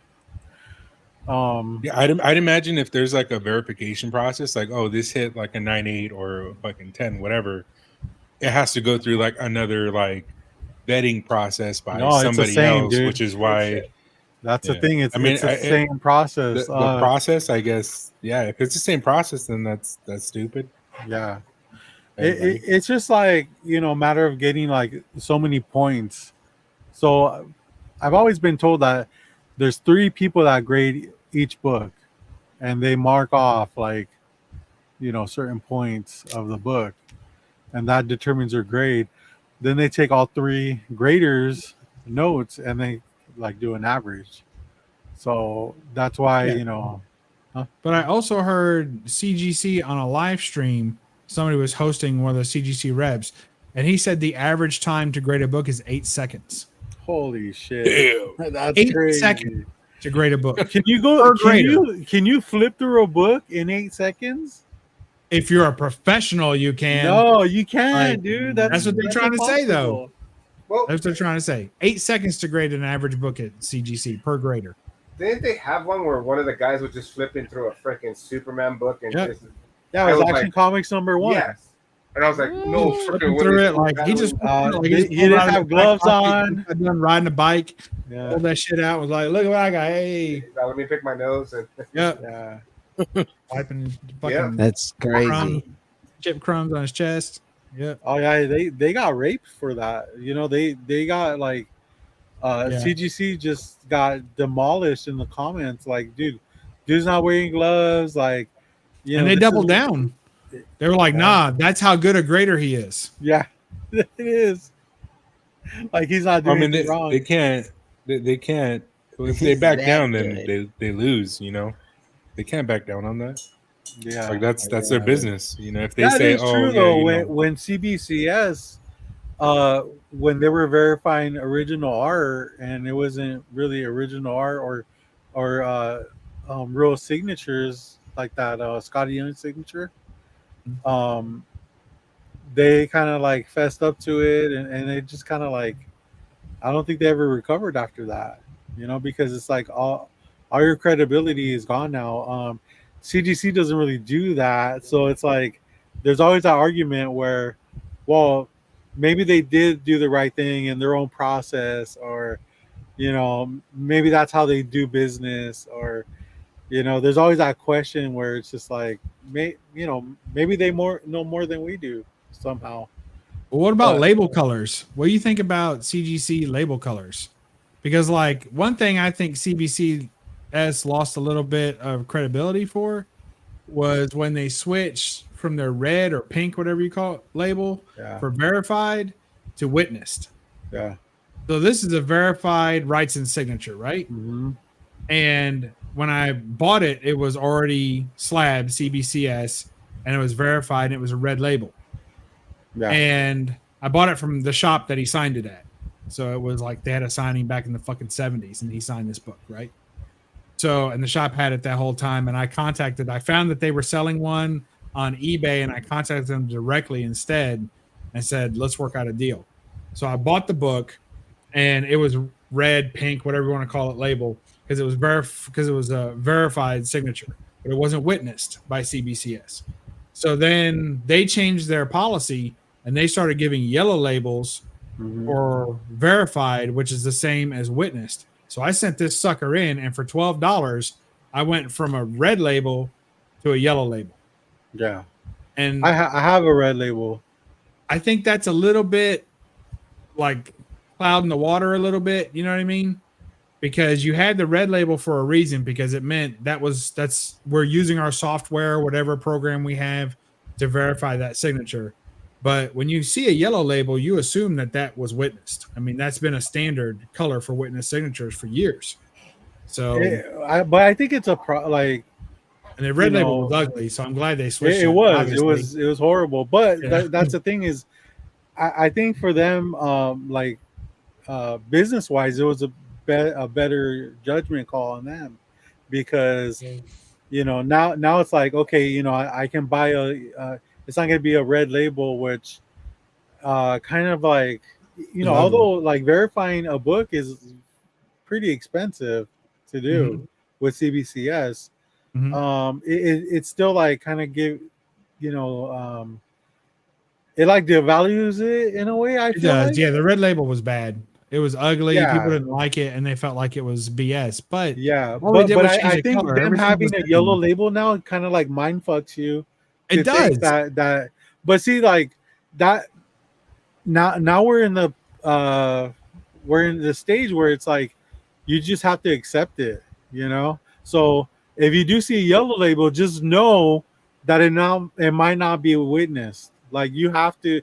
That's your obligation at that point, you know. Yeah. Because if you're gonna go buy a book and it's verified as opposed to witnessed, and you know it's your choice at that point. And Yeah. if you feel like you paid too much at the end because you thought it was witnessed, that's on you. You're right. You know, because they changed that label like 2 years ago now. Yeah. So we got CJ in the house. What's up, dude? Neighbor has a couple red labels. You know, I only have one, and it's from Woody Woodpecker. Fucking who is it? Hanna Barbera. Yo, Psychotron, what's up, man? What up, sicko? Damn, dude. Lady Fantastic, what's up? Caroline. Later. Charles Hello. Walter Lance. So Caroline. Walter Lance. Walter Lance, yeah, famous The for creator Andy of Woody Panda. Woodpecker. Yeah, Andy Panda. So it's a red label. I do want to send it back in to get a yellow for sure. But it's expensive to do. It's not, but you know, to me, I don't mind doing it for people that are dead. You know, like if I ever got like a Jack Kirby or Steve Ditko, Mhm. Wrightston, for instance, I would send it in. I have a couple I'm kind of sitting on. They're not like really known, hugely known artists, but they're nice. Like, and it would be personally just for me, not to like try to like sell or anything like that. His two books are foreign. CBCS is way better in dealing with foreign. I've always heard that that CBCS deals with foreign books better. They're more knowledgeable. And they're the only ones that are verified signatures on a Captain American shield. You can send them. You can send PBCS to Shield, and but you have to be a special dealer, which I have that dealer license. So JD, if you want to shoot me anything, I'll hold on to it. I'll get it verified for you. It's quite a long turnaround time, but don't worry, you'll eventually get your shield back. It'll be safe. It'll be safe. Yeah, it'll be well cared for. And I'll pay extra for the return shipping. Make sure that it gets there safely. But so CJ, you'd rather just buy them already slabbed, right? I mean, you're at the point where you probably will never send in a set of comics to get graded, right? For Who are you me, talking to? You said JD, my bad. I I was like, sorry. CJ. Too many letters in there. You got confused. Sorry about that, JD. No, I'm done. Like, if I buy a graded book, I have a graded book. But sometimes if it's cheaper than buying a raw book. Yeah. Like the Transformer books I bought were cheaper than a raw book. So I just bought it. Yeah. Like, but as far as me with CGC and sending stuff out, they're dead to me. Like, done. And we CBCS. got CJ now. What's up, CJ? Thanks for showing up, bro. Well, thank you for letting me in. How long were you going to wait? I was there like... I mean, dude, you were waiting less than a minute. You're going to complain about that? Like freaking 30, 40 seconds I was in the back Hey, seat. dude, look, they're matched up perfect. You see them? Looks like it's like a Robert head on a CJ body. Oh, hey. That's awesome. I'm CJ. Blah, blah, blah. Yeah. Oh, wow. That was a good impression. It's my birthday. Again? Oh, you're funny, man. Ha, ha, ha. I'm so funny. Somebody's got jokes today. You know what, dude? I tried to get you a date the other day, so I expect you to treat me better than this. Wait, who'd you try to get me a date with? The person that was on K-pop's channel, dude. Which one? Today? Yesterday. You don't remember? Come on, man. Which one was on yesterday? I looked She was the one you asked her like 5 questions she already answered. It was the Kickstarter one, dude. Oh, she's got like 1 million Yeah. people she's interviewing every day. They're all I lose Kickstarters. track. What do you mean? I got to switch you around. Let's see how you do. I hit on every woman There you that I see online. I don't know what I have a problem. What am I gonna tell you? Oh man. No, where you were is perfect. Like you guys meshed perfect. I don't want people to think those are my hands. You wish that these were your hands. Look at these hands. Look at this Like hand. I'm only the right palm has They look calluses. soft. I Yo, we like got them. Michelle in the house. What's up, Michelle? It's good to see you. Oh, well, it's been a while. Hi, Michelle. Yeah, it's been a while. Birthday twin. Hello, hello. Oh, this is a different format. How come you're letting people in instead of like blocking them today? We don't block people on the logos. Oh, What are you talking we don't about? block people. Just Journey. We just block Journey. That's it. Well, I get so special why treatment. you just jumped on, CJ? What's your take on graded books? I know I saw your channel the other day. You were talking about art. You were showing art cards and how much you were spending on them, and showing the difference between a $80 sketch card as opposed to like a $20 sketch card. Like just different artists, how serious they take their sketch art, right? Yeah. So you may spend $80 on somebody to sketch a card for you, and it'll be complete shit. And then you spend $20 on another artist, and they give you fucking like a full blown like color like sketch, awesome, rendition of their characters. Like, that was interesting, dude. I mean, I didn't even know you collected cards like that either. Yeah, apparently there's a lot more people like that than ever since I started talking about it and showing people off.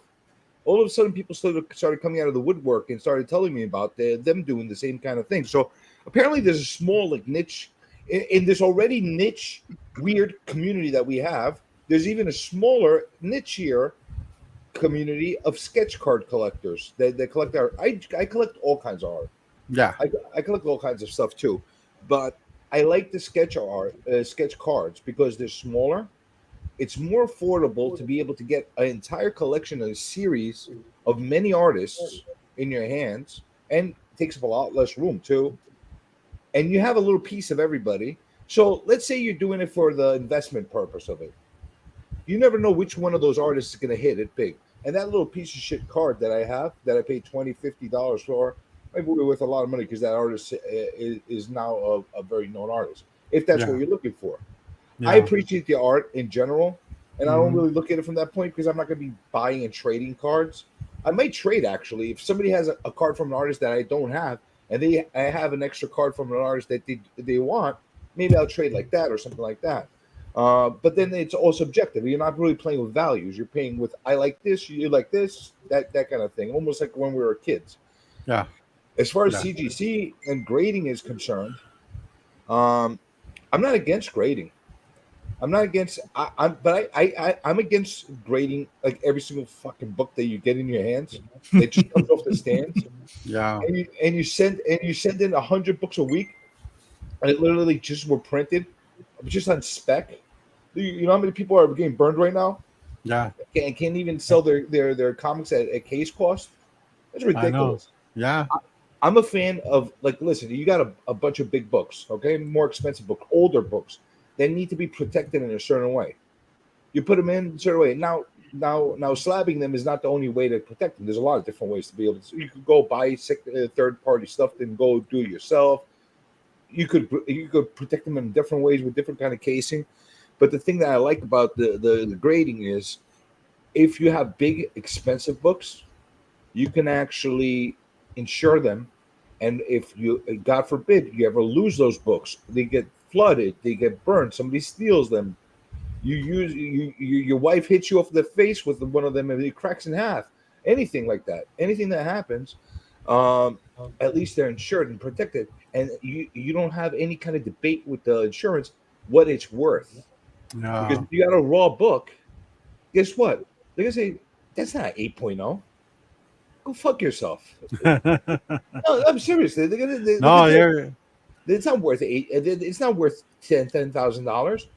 we think according to the picture that you have, that shitty. If you're lucky enough to have a picture, according to that shitty picture that you have, then it's worth $3,000, not $10,000. You get what I'm Yeah. saying? Something Yeah. along that line.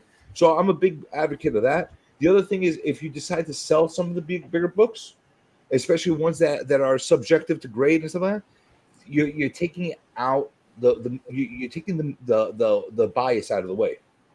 So this is the problem because now. people can break down that book if it's raw and lowball you, No, right? both ways. But here's the thing. Okay, there's a bias. Okay, let's say I'm selling a comic. Okay, and I'm telling you, listen, on my name, the fuck is he doing? What is he doing? Where's he going?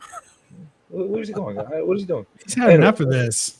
He's tired. He put it. Did you not see in the private chat? He was like, "That fucking CJ guy. I'm out of here. I'm fucking moving. I'm moving out of fucking tech. I'm sick of this shit. Is he I'm moving. Is he like wearing garters on his legs? I saw like little No, black he's packing. lines. He's packing his shit and he's going. I don't blame him. Was he wearing like garter things on his legs? He's CJ. got thin calves. He's got to hold his socks up somehow. All right. Listen, I'm not judging. I'm just asking. All right. There's a difference. Anyway. So here's the thing. I'm selling you a comic, okay? Yeah. I'm on my name, on my reputation. I got a great reputation in the thing. It's an 8.0. Not a thing of. That's subjective to me. And I might be honest as hell with you, and I may be really good at grading. But again, it's me telling you that directly. You know what I'm saying? I'm not giving you any guarantee. I'm not giving you any promise. At least by getting it graded, a third party that I don't know from a hole in the wall graded it. There's no bias. There's no way you telling me you got it in your hands after you bought it from me. That's not an 8.8. This was really a 6.0. You sold me a 6.0 for an 8.0. No, it doesn't matter what you think. It doesn't matter what I think. The third party went inside it. They graded it. So whether you agree with their grading or not, it's not me being biased and telling you this is what I think it was. Do you understand? And that's a big problem. That's a very big problem in our business right now. There's a lot of big. We're going and buying comics right now, and you're getting a lot of sellers out there. They're telling us, "Hey, I don't need to go grade it. I've been in the business for 40 years. I know how to grade." Well, thank you very much, but you're also selling it to me directly, and you might be biased. Yeah, so for sure. Whether you want to accept it or not, there is a conflict of interest. Yeah. If you're selling something and you're trying to like hype it up all you can, even if you're an honest guy, there's still a conflict of interest. There's still a bias. Yeah. You should have an independent. Like it's different if it's a $5, $10 book, $20 book. Well, you got what I'm saying. Like if it's a cheapo book, what do you play for fucking $1, $2? You know what I'm saying? We're not talking about that kind of thing. We're talking about more expensive books. If it's an $100 book or more, $200 books or more, $500 books or more, whatever, they should grade it. That's my mindset. What am I? Yeah.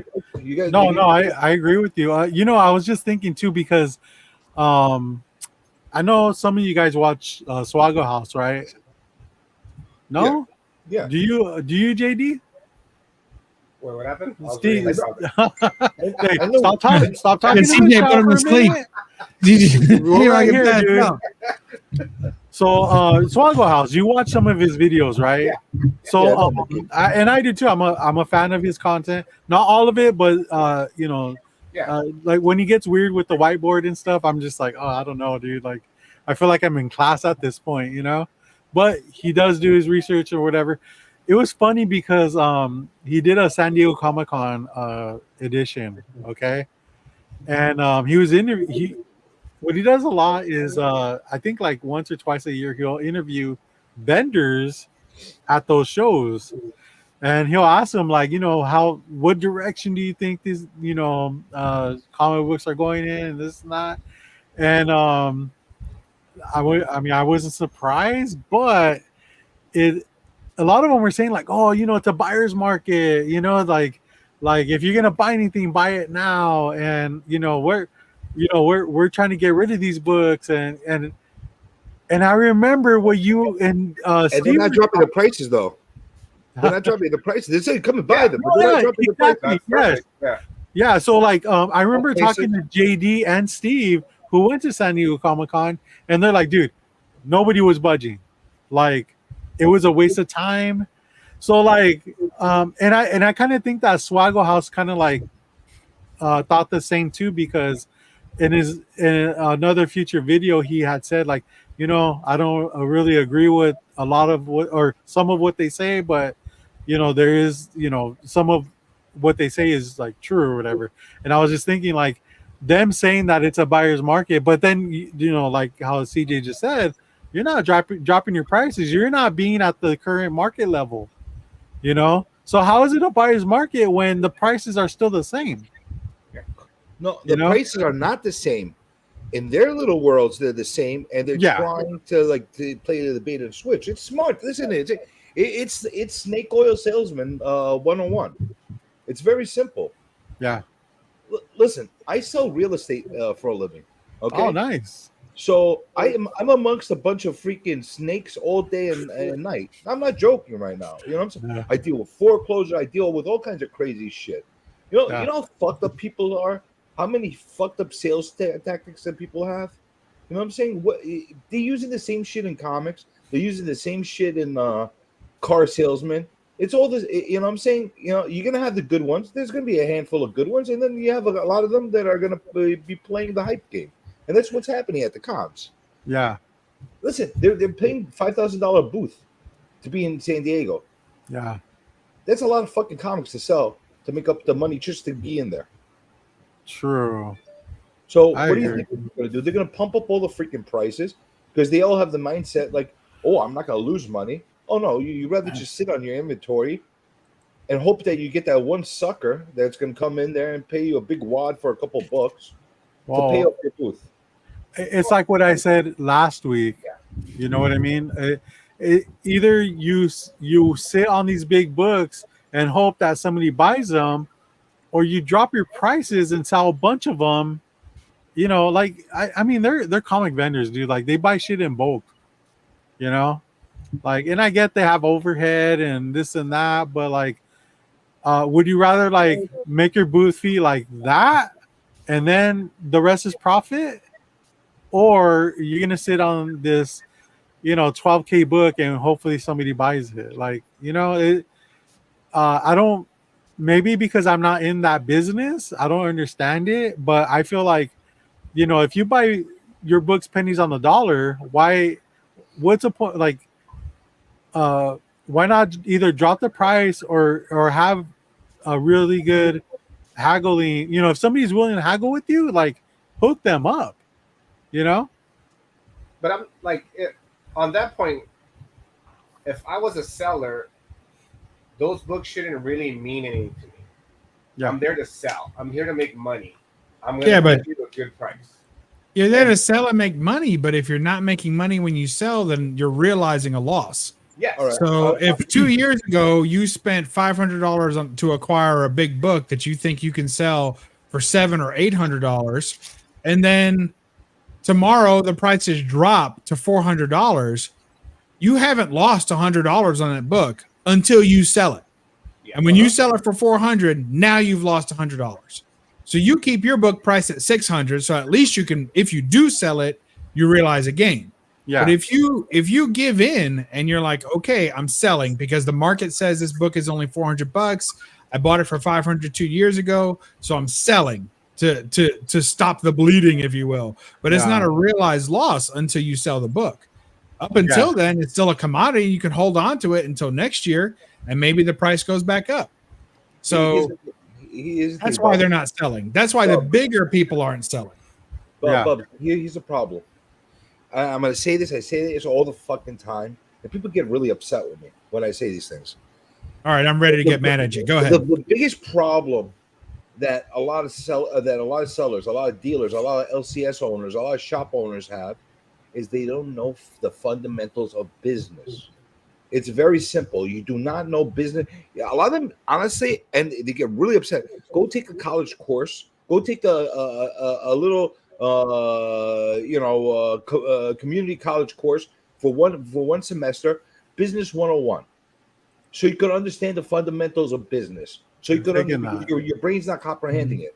You got a certain amount of inventory, it's not selling. You have one of two choices to make. You either gonna buy more inventory at lower prices to bring down the average of the cost in order to sell it all for cheaper and still make a profit, or you're going to start selling at a loss in order to start recouping some of that money back and make better purchases in the future, one way or the other. That's how it works. It's business 101. You want to keep the lights on, you want to keep the cash flow going. That's how it works. Now, I get it. You might have paid through the nose, and believe me, there's a lot of sellers and LCS owners that made their mistakes too. Don't think they're all super geniuses, and they paid the right price for some books. Some of them sometimes they overpay, even Thanks though for they stopping by, Michelle. We love you. all right. Even though they don't, even though most of the time they'll buy them for short boxes at $50 or $40, $25 a short box. You know what I'm saying? A lot of times when somebody comes in with a handful of good books, they might get caught off. I need a book like that on my wall, and they might overpay for it, so they could have a showpiece. Now they're stuck with that showpiece, and they still want to recoup their money. There's a checks and balances. Yeah, I mean, look, that's a little overgeneralized because you're talking about businesses. You're talking about businesses in general, most businesses, and I agree with you. Obviously, that's kind of basic economics for most businesses. But when you're dealing with an item of indeterminate appreciation or depreciation that can change daily, sometimes based on movie spec or news, anything can blow up tomorrow. That yesterday was $1 book and tomorrow is worth 1,000 to somebody, right? So when you're dealing with that kind of thing, they're not really watching the market the same way that your grocery store guy's got a can of peas and he hasn't sold it for 3 weeks and nobody's buying this brand of food, so it's time to put it on the discount rack. It's not a retail situation. It's a collectible. It's something that may gain value if they hold on to it, and it may depreciate if they hold on to it. They don't know. So let's put it in apples to apples. Then you have a stock portfolio full of different companies they buy. They're fluctuating every day, up and down every day. Your portfolios, depending on how risky you go and how speculative you go on your portfolio, it could really fluctuate every day down. Now you buy a thing that's a dog, and it's just sitting there, and you just took a loss, and it just moved. It doesn't move. You bought a stock that was $100 per stock. You bought 100 shares of them, and all of a sudden it's down to 50, and it's been to 50 for a year. What do you do with that? Are you going to just hold on to it forever? Yeah, that's not the same thing. It's very similar. No, it's not similar. It's not similar because in stocks there's no rarity. There's no rarity in stocks. If I pick up if I pick up an AF-15, I know that there's an X amount of number of AF-15s that are going to be available on the market at any given time. But it's a very relatively small number. And I can go even further back than the Silver Age and pick up some Golden Age keys that there's only been one seen for sale in the last 10 years. Okay, so I'm setting the market price then because I'm the one with the book this year and nobody's had this book for sale for 10 years. In the stock market, the same price is available to everyone everywhere at the same time. That doesn't happen in a collectible. So if we're looking at it from the aspect of super rarity and scarcity books, I'm with you. Yeah. However, you have a book like X-Men 266. It's not a rare book. It's not a rare book. Obviously there's quite a few thousand out there. They're readily available. There's like 50 to 100 of them on a daily basis on eBay. Just check right now. I'm sure you're going to find them. I could insert whatever book you want. X-Men 221, New Mutants 87, ASM 300. Just put another book that was overprinted at a certain time that you have plenty of. Now, a lot of them bought them at higher prices, and now they're stuck with them. Now, will those books go up? Eventually, some of them will. Some of them will not. How long are you willing to have your money sit on there? And and is it worth it for you to have it sit there? A book that you bought for $1,000 to sit at a $500 average price and not sell it for 5 years for it to recoup its money when you could have bought and sold 10 other items in the meantime and made triple the money. It's worth it because there are times when that book may go up in value. Presumably, if it's a key book it will continue to go up in value, even in small increments, and will in the future have spikes that you can sell it. And in the meantime, it has value to you because unlike other items that are just sitting there and doing nothing, it has value to you because you can put it on your wall and you can attract some schmuck from 2 booths away who's like, oh, that's the book I've been looking for. And maybe you guys can't come to a deal on that book, but there's 10 other books in the bin that he goes through and he finds one that he likes and he pays for, and you're making money on all of those books. So the book can be used as advertisement. It can be used to draw people in and start a conversation, to start negotiations, and you can just hold on to it because you don't have that much in it. I mean, every book you're mentioning is not like a big book. You know, I'm saying highly available books. I'm just saying highly available books. So it might be available somewhere else. You want to make sure you keep a copy of it at all times. So you got a copy. You know, I had a buddy that told me once, he was like, every comic shop should have a Hulk 181 on the wall, even if it's a ridiculous price. Because when I walk into a shop and I see big books like that on the wall, I know that this is a place that gets big books in the door. Yeah. And maybe I'll be the one that walks one out. What do you got, J2? You know, that's just the way to look at it. You're right about that aspect. However, the other books. So sorry, I just want to finish that thought in 2 seconds. The other books that he has that are being sold by that attraction should be at a market rate, not overpriced as well. Right, because if he sells it, and realizes the loss because potentially he paid too much for it a year ago, and now he sells it for a loss, now he can't use it to attract anyone else, and he realized the loss. That doesn't make any sense. If you're using it as a centerpiece to attract the people, and you have a lower price with no intention of selling lower, that's understandable. However, the books that you want to sell, the one you want to sell that are in the boxes should be reasonably priced at a market rate, because if they're not, those are going to sit too. They probably are, and that's what the problem is. They're not only holding those wall books up at those high premiums, they're holding the box books at the premiums. Not that many dealers are doing that. There's only some dealers out there that are holding who are like, no. I mean, and you know them. You know them because when you get to their booth, there's nobody there.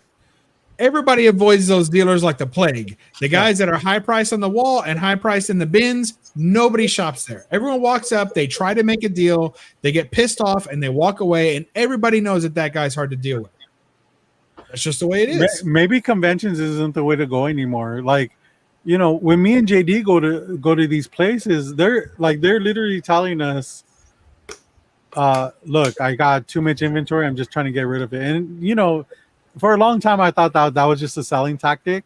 But literally, I mean, you know, they're bringing stuff that they haven't looked through in a while, you know? So you're pulling out all this stuff, and you're like, damn, like, this guy is trying to get rid of shit, you know?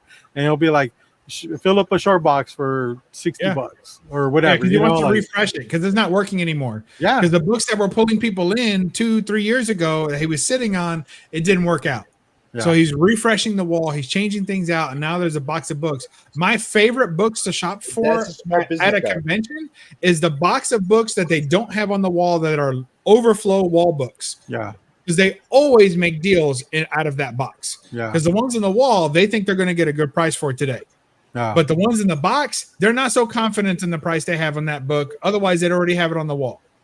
So that's my favorite box to go through. Show me the wall books that are not on the wall right now. And they'll have every dealer's got a short box of those, sometimes 2 or 3. Yo, we got Mark in the house. What's up, dude?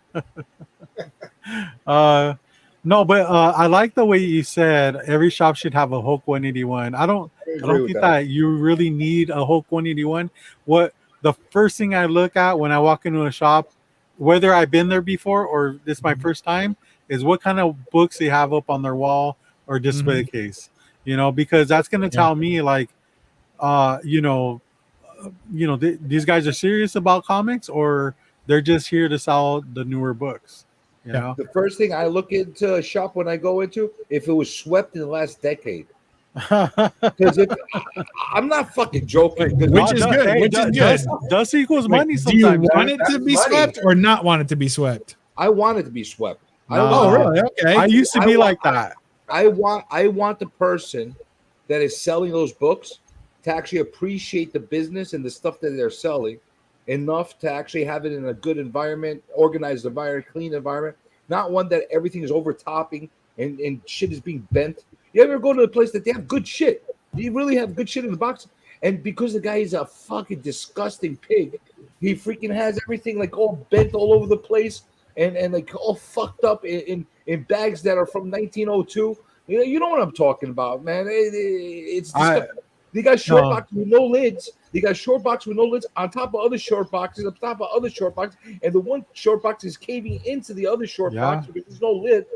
And CJ, I used to hate that, dude. I used to hate the fuck out of that.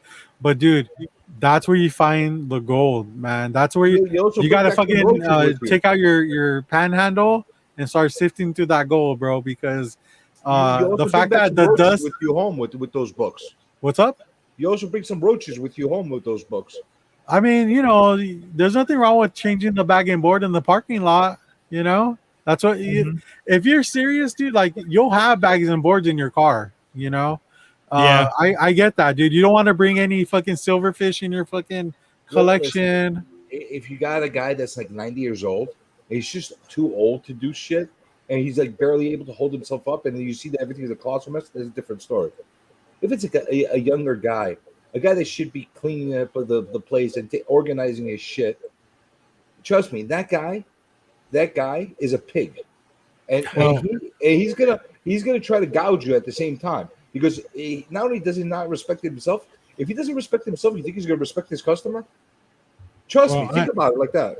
I think for me, I'm split on that one because when I go through a box and all the bags are yellow and the comics are like stuck together through the bag, but they all have prices and they honor the prices at the register, I'm digging through that box. Yeah.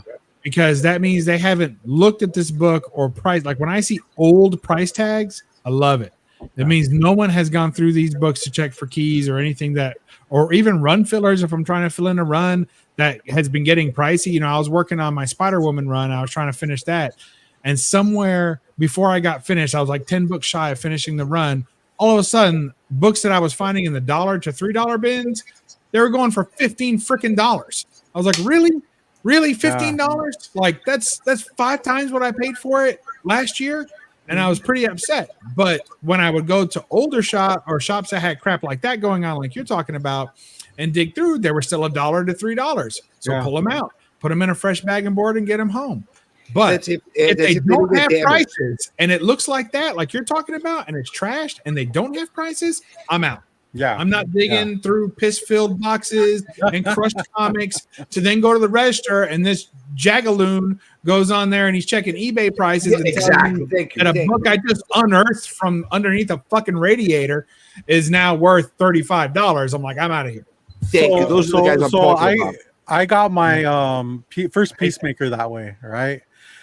There was in a box that where the bags had that flap and they weren't even taped down. So you know how hard that is to go through. You know what I mean? Yeah. You got to fucking pretty much take out the like a group and just sift through them. Well, I found the first Peacemaker, right, and second appearance, and the condition was great. The bags were like yellow, the boards, they weren't in the best condition, but when it came up to me to like buy the books, he busted out his fucking 2019 Overstreet price guide. Oh, stop. Yeah. And he's just like, all right, so these ones are a little bit more pricey. I'm like, all right, what are we talking about? And he goes, so it's listed at 60. He's all, I'll do both for 40. And I'm like, in the inside, I'm screaming, but I'm just like, well, all right, I'll take them. Like, just kind of like, and but see, like, it's not ideal to dig through fucking dust, dirt, all that shit. But especially with older, like, I get it with modern books, but with old books, sometimes you got to just fucking, put your fucking your gloves on and get yourself dirty. As long as it's not one of these douchebags that does what Bubs just said, and eBay fucking checks them after you already find his good stuff for him. Yeah, no, I that's a problem. Like that, they want me to go search for his shit price it out at ludicrous prices. At the end, I walk away not buying it. Now he knows what he has. I don't go back to those stores, dude. Honestly, like I just did his there's job for him. Yeah. there are stores that I've been to that they do that and I just don't go back. I do worse. Like, I give him a Google review, and I put in the review simply I put price. I put price check at register. wow. And every comic shop, anybody who goes to a comic shop knows what that means. Yeah. So I put price check at register. Every time I go to a comic shop that does that, I leave a review, and I'll sit in a fucking parking lot for 30 minutes waiting for Google to be like, "Would you like to review this place?" I'm like, "Yes, I would like to review this fucking place. I've been here long enough. Let's go." Yeah. You know what I do? What do you One, do? it all depends on how many people are in the shop. Okay, the more people, the bigger the show. Okay, so you try to play games with you want to waste my time. Now I'm gonna let you fucking have it. And the more people they that are around me, the louder it's gonna get, and you get even more. So, and then I'm never gonna come back again. Yeah, I know that's true. But everything, you know how many times I've done that, and not only do I walk out, like 3-4 other people walk out at the same time. It's and like I had let somebody have it for being douchey, and I had a woman that was in the shop, and she turns around the guy, "You're a dick," and she walks right out. Oh shit. Yeah, I mean, Next time, don't try to get over on me. It's one thing for you. Listen, you put a sticker on the book, and it's at a price. It's your right to ask whatever you want for it. Don't put them unpriced in the thing. Have me search forever in your shitty, disgusting boxes, and then you're gonna sit there and you're gonna tell me, "Well, this asshole overpaid by 50% more on eBay, so I'm gonna charge you that price." Hey, you know what? I'll do you a favor. I'll cut you $5 from the overpriced 50% listing. Are you out of your mind? well, Yeah. the fact that there's no prices, that's your first red flag. You should do your due diligence and ask Or and if be you go like, into a "Hey, discount there's bin- no price on here. What's going on?" And if they say, "Oh, you bring them up to the counter," then I go on eBay and it's like, "All right, like say no more. I'm out." You Yeah, know. exactly. But So, but or if you you say know like, what? but sometimes they'll say like, "Well, the price is like color coded," or "We charge cover price." You know, But like that's different. If they have a policy, Yeah, but I've but- gone the but you CJ know route what, before and had an argument with the guy, and I called him out, and then he flipped it around on me, which obviously wasn't going to work because I wasn't going to buy the shit anyway. But he flipped it around on me. He's like, "Oh, well, you're trying to scam me. You're just trying to scam me." I'm like, "How am I scamming you? I picked something up out of a box. I'm here with money to pay for it. You're telling me it's worth a crazy amount of money." He's like, "Yeah, you're just trying to get this book cheap so you can sell it somewhere else." I'm like, "No, I'm trying to own the book at a reasonable price, and you're not even pricing your crap. And you go on eBay for somebody." And that's the thing. These kids at the counter who are doing this stuff, they don't know how to grade a book. Like they're like, "Oh, well, it looks like a 9.8 just sold for this, CGC 9.8 just sold for like $75, and this looks like it's probably as good as that." And he's Don't like, even holding get it, me started. flipping Don't through even it, get and me it's like started. got so many spine ticks, the thing falls over when you hold it up, and he's like, so this looks about like that. So I'll cut you a deal. I'll give you $5, $70. You're like, get the fuck out of here. Do not even get me started on assholes that decide they want to give me the deal of a CGC price on a raw book. oh That hell freaking no. makes me go Yeah. fucking. You want to light me up? You want to freaking get me to go fucking nuts? Yeah. Charge me. Go ahead and try to charge me a CGC price on a raw book. Yeah. I'm gonna freaking lose it at that point because it drives me nuts. It's not that. Listen again. If you have a sticker on it, no problem. You know what I'm saying? It's your right to ask for whatever you want, but do not go and try to price me at the register and make up bullshit prices after I wasted an hour, 2 hours looking through your shit. That pisses me off. My time is valuable. You think your time is more fucking valuable than mine? Fuck you. That's the way I look at it. You know what I'm saying? You got to be aware of what playing field you're at, though, dude. I mean, honestly, like there's signs everywhere, dude. If you're gonna spend that time digging with no price tags, then And I'll tell you something else that drives me nuts. You go into a guy that has a discount bin for everything in the box, or everything in these boxes are $1, $2, $5, $10, whatever. Well, all of a sudden you go in that $10 bin, you find a fucking good book. You're like, wow, this book is like $40, $50 worth of it. You go pick it out, whatever it is. Then he turns around and says, oh, that shouldn't have been in there. I made a mistake. Oh, I I'm hate like, that. Nah. I'm like, you made a mistake. Okay, I can understand some douchebag kid or some asshole that tries to get over on them and sticks it in the fake box and tries to get it for a cheaper. I get that, but it's got a little pink label that means that these are all $10 books. What kind of Yeah. mistake was it? Yeah. Oh, the mistake was you didn't know your inventory and you didn't go and check your shit, and you Yeah. waited for me and every other stupid customer to come in there and do your job for you of checking your inventory. Is that that's what the mistake was? Yeah. And you want me to pay JD, for your mistake? do you think you have that intuition, that female intuition, to where you walk into a comic store and like you already know like what game they're playing? You know what I mean? Well, what you guys were saying was perfect. Like, well, Steve brought up J&J. Oh yeah.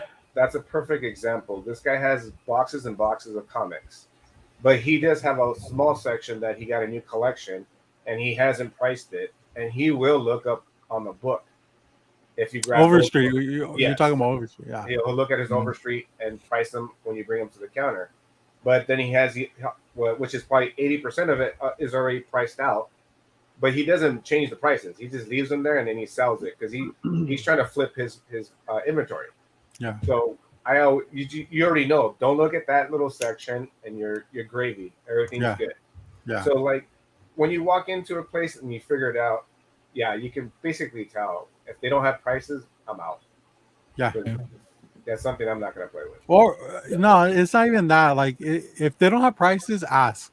There's nothing wrong with that because at least you'll get it from the the person who owns it or works there on how they run their business. As opposed to like assuming. It could be like, there's a shop I go to every once in a while. He doesn't price his books, but he just like when you find books, like last time I was there, I pulled like 5 books, and he's just like, well, all right, well, what do you want to pay for them? And it's just like no eBay was involved, no fucking Overstreet. It was just like, I don't care about them. What do you want to buy them for? I'll be, well, how about $40? Yeah, all right, cool. Like that doesn't happen a lot. It's really rare, but yeah, I don't know any freaking LCS guys that does that. I know a few of them. I know a few of them that they basically tell you, listen, I don't have time to price everything. Yeah. Go buy a bunch of them. Go pick out a bunch of them, and I'll give you a deal for them. All right. Yeah. No problem. I'll go buy a bunch of the. I'll go pick out and he'll cut me like a bundle deal for the books, and I'm happy. He's happy. Yeah. And he doesn't gouge me. He knows what they're worth. If he doesn't know for one reason or another what they're worth, he'll do a quick search on a price guide and say, okay, it's about this. It's $50 book. I'll give it to you for $30, $40, whatever. I'll give you at whatever the case is. I'm better with that. I'm better with that kind of thing than somebody just saying, oh, we're going to eBay you.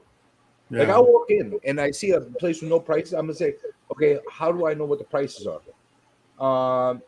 If they turn around and tell me, well, you bring it to the register and I'll check it.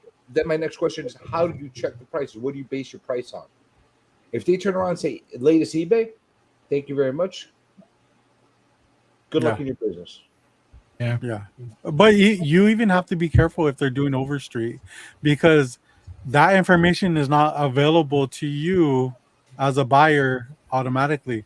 Like, who carries a fucking Overstreet with them? If they're telling you like, hey, no, show me. I tell them, show me. Yeah, you can do that, but like me and another friend of mine, we hit like the flea markets a lot, and there's a guy who does Overstreet prices, but like lately it feels like we're spending more and more money with him, as and it's not that the Overstreet has gone up, it just seems like he's like tacking on a few extra dollars. So I'm curious to know then, what should a comic shop base their prices off of? That's a good question, dude. I mean, they should all call me. I give them my phone number. I give them my IG. I give them my YouTube link. Holler at your boy. That's what I tell them. What I've got from this is a lot of, they shouldn't base it off this. They shouldn't do this. They shouldn't do that. Well, what should they base it off of? Well, very easy. There's multiple platforms where there's the going sales rates, okay? You take the eBay rates that they take, like a comic. What's the cover price, or the other one, the GPA? All these. She All, collector. oh yeah, they take the average of sales over the 90 days. They don't take the last highest sale. There's a difference. But you can run that book on all three programs. You're going to come up with different numbers. You will, but there's going to be variations, but they're going to be It's close. not about how much, it's about when. It's not about what you use to price it. It's about when. I don't care if you're going to use Overstreet. I don't care if you're going to use eBay last sold. I don't care what you're going to do. But when you put a price tag on that book and you put it out to be sold, that's the price of the book until you price it again. Correct. And your chance to price it again is not when I want to buy it and walk up and like, here, I'm going to buy this for this price. And then you price it again. So I don't care what you use to price it, but you got to price it, put a price, put it out there, and I'll buy it. And that's it.